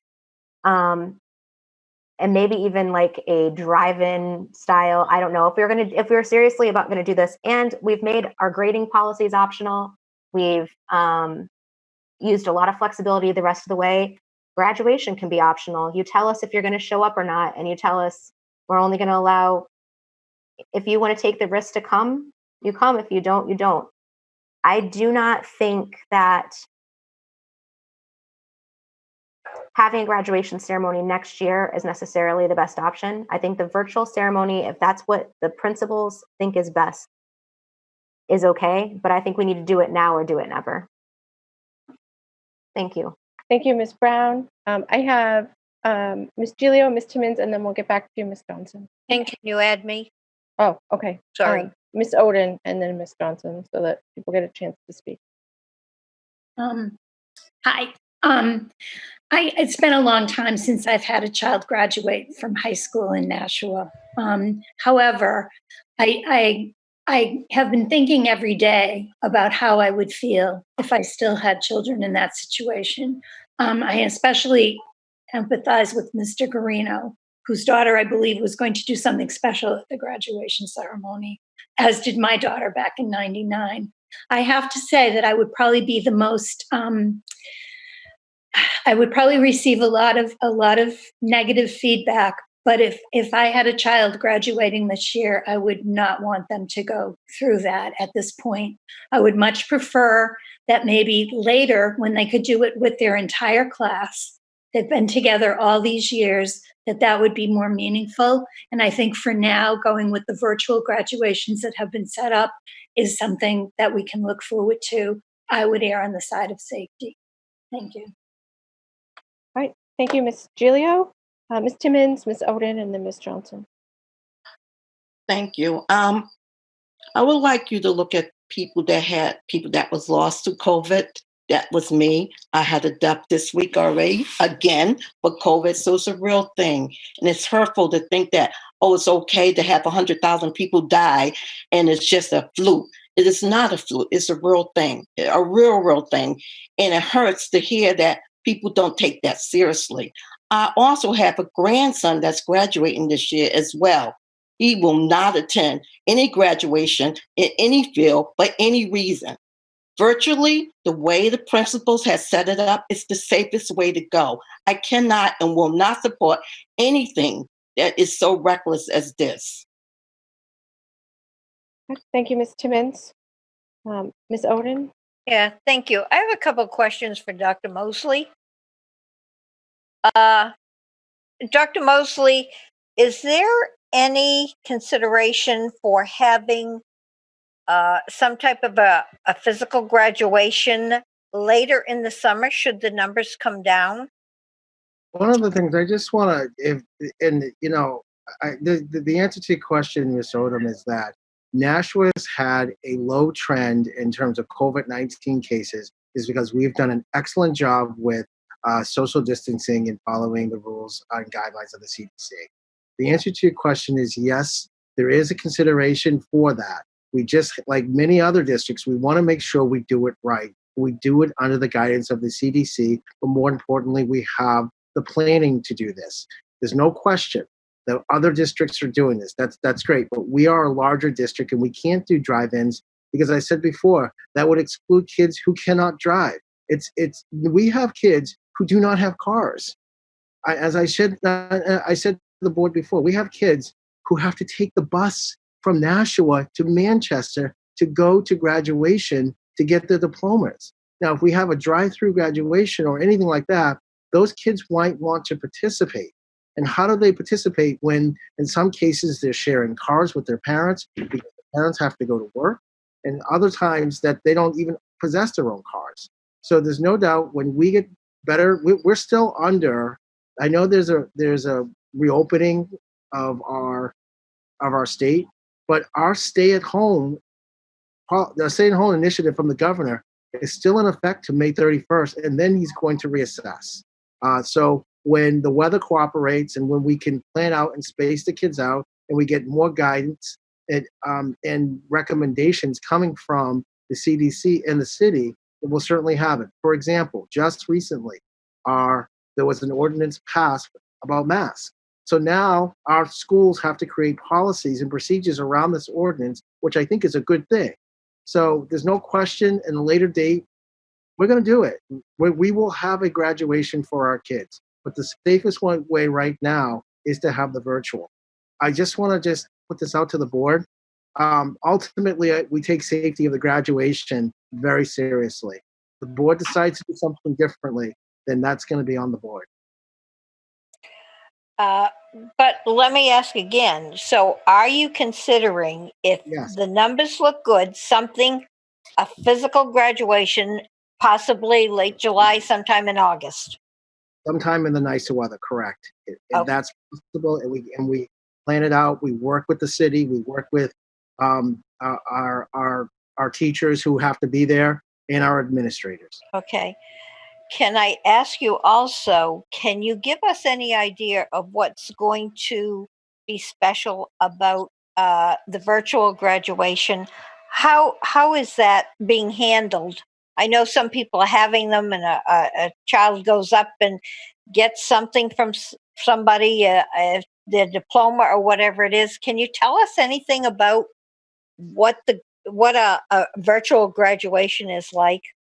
I cannot. I'm not involved in that, Ms. Soden. I can certainly have Keith and Nate get something to the board and share with you what that feels and looks. I'm not involved at that level. I don't get involved in that. They've been working with the students. They have been working with the teachers and the activities coordinators and their parents to put something special together. But I can certainly get that information to the board.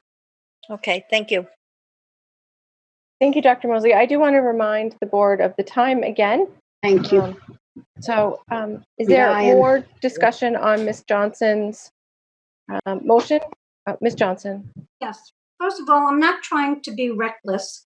And I'm sorry, Ms. Timmons, for your loss. Very deeply sorry. I've known you for a lot of years. But I wouldn't do this or say to do this if I was going to be reckless. I mean, I was taking social distance very seriously. I mentioned it to Bobby Bagley on my whole proposal, and I said it even when I showed the picture of Holman Stadium, 1 row, every 2 seats, then 1 row empty, and then we would follow it with the social distancing, with the masks, which is now being questioned if it's constitutional or not. I would never do anything to hurt anybody, because I would never want anybody to hurt my kids or my grandkids. So I looked at everything very carefully. That's why I said 3 Saturdays, 3 Sundays, divided up so it would be small groups of people so we could do this. And I understand that people have health risks. They're in that category. But I'm trying to see if we could do something for these students. And come July or August, they might be gone. They might be on their way to school or other things in their life. You know, just because we say July or August, that doesn't mean things are going to stop. Hopefully more things are going to reopen, and hopefully more people, this virus will lessen itself. So, you know, I'm not going to be reckless. I brought it up again. It's the will of the board what they want to do. But I just feel that it could be done, and it could be done safely with the social distancing. I mean, I know that I feel right now I'm going to be more of an essential person again because I got called back to work. And I'm going to be at work with the masks on because I need to go back to work. So if there is a motion on the floor, please call the motion. Thank you, Sandra. I'm so glad.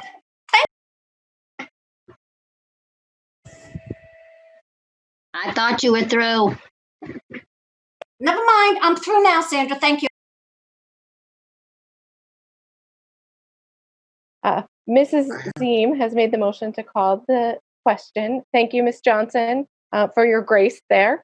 Mr. Guarino, could you please call the roll on the motion to call the question? So a yes means that we end discussion and then we vote. A no means we continue discussion. Okay. On the motion to call the question, Mr. Guarino votes yes. Ms. Johnson? No. Ms. Ziem? Yes. Ms. Bishop? Yes. Ms. Gilio? Yes. Ms. Brown? Ms. Brown? No. Ms. Raymond? Yes. Ms. Oden? No. Ms. Timmons? Yes. 1, 2, 3, 4, 5, 6 yeses, You're 3 going noes. out or in? The motion carries. Call the question. We have 2/3, I believe. Okay. 1, 2, 3, 4, 5, 6. Yes. Now we immediately vote on Ms. Johnson's motion, which is to hold graduations at Holman Stadium on consecutive Saturdays and Sundays, limiting the number of guests. Wait a second. Correct? My motion also was Holman Stadium and Stello Stadium. Oh, Holman Stadium and Stello Stadium. Thank you. Mr. Guarino votes no. Ms. Johnson? Yes. Ms. Ziem? No. Ms. Bishop? No. Ms. Gilio? No. Ms. Brown? No. Ms. Raymond? No. Ms. Oden? No. Ms. Timmons? No. Okay, I have 1 yes and 8 no's. The motion fails. Okay, thank you. All right, the next item on the agenda is the New Hampshire Department of Education General Assurances. There was a 14-page document in your materials this week. We are all, as board members in New Hampshire, required to read those assurances. And then once all the members have read them, we need a motion for acknowledging that we've all read them, and then a motion directing me to sign the general assurances and return them to the state. And I believe they are due in June, so they don't give us a ton of time to read them. So at this time, I'm looking for I'm looking for a roll call of who has read the general assurances. So if you have read them, please indicate yes. If you have not read them, please indicate no. Mr. Guarino? Mr. Guarino has not read them. Ms. Johnson? No. Ms. Ziem? No. Ms. Bishop? No. Ms. Gilio? I don't believe I got them, so I certainly have not read them. Ms. Brown? No. Ms. Raymond? Yes. Of course. Ms. Oden? No. Ms. Timmons? No. I have 1 yes and 8 no's. Okay. At least So- we were honest. Yes, I appreciate your honesty. It's very important. So, guys, you have homework. Dr. Mosley, could you please send an email entitled General Assurances with the General Assurances document? And if the members could all Thank you. read that before our next meeting, so that we can then have a roll call saying that we have read it, and then I can sign it, because I cannot sign it until everyone has read it. Ms. Kinsella? If we don't sign the general assurances, we don't get our state money. Right, Dan? I was getting there. So this is really. So it's kind of important. And you will love it. It's really, really great reading. Oh, I bet. Fascinating stuff. That's actually, it actually is really interesting. Is it? Yeah, I learned something. Go ahead, Ms. Filio. Honestly, I did not get it. Or if I did, it did not show up because I read everything that's sent to me. So is it possible to resend it? Yes, that's what I've asked Dr. Mosley. It was in the full board packet. It is in the full board packet, right in the middle.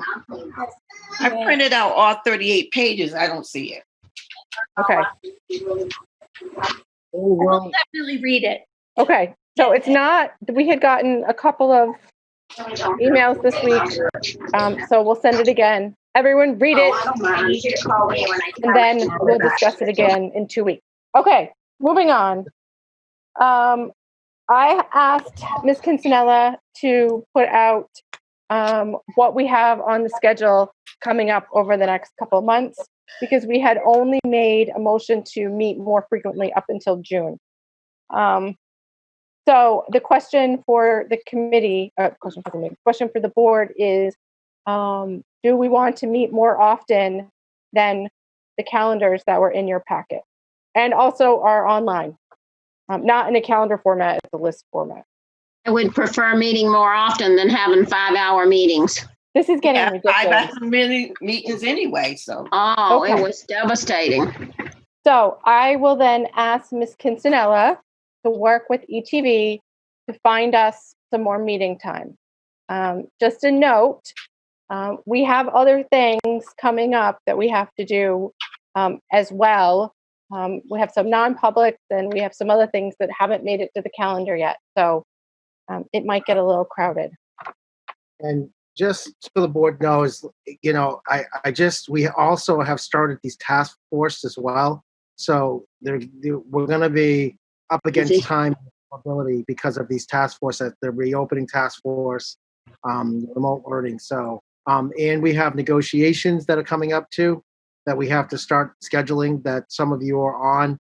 So it's going to feel like a pretty crowded field.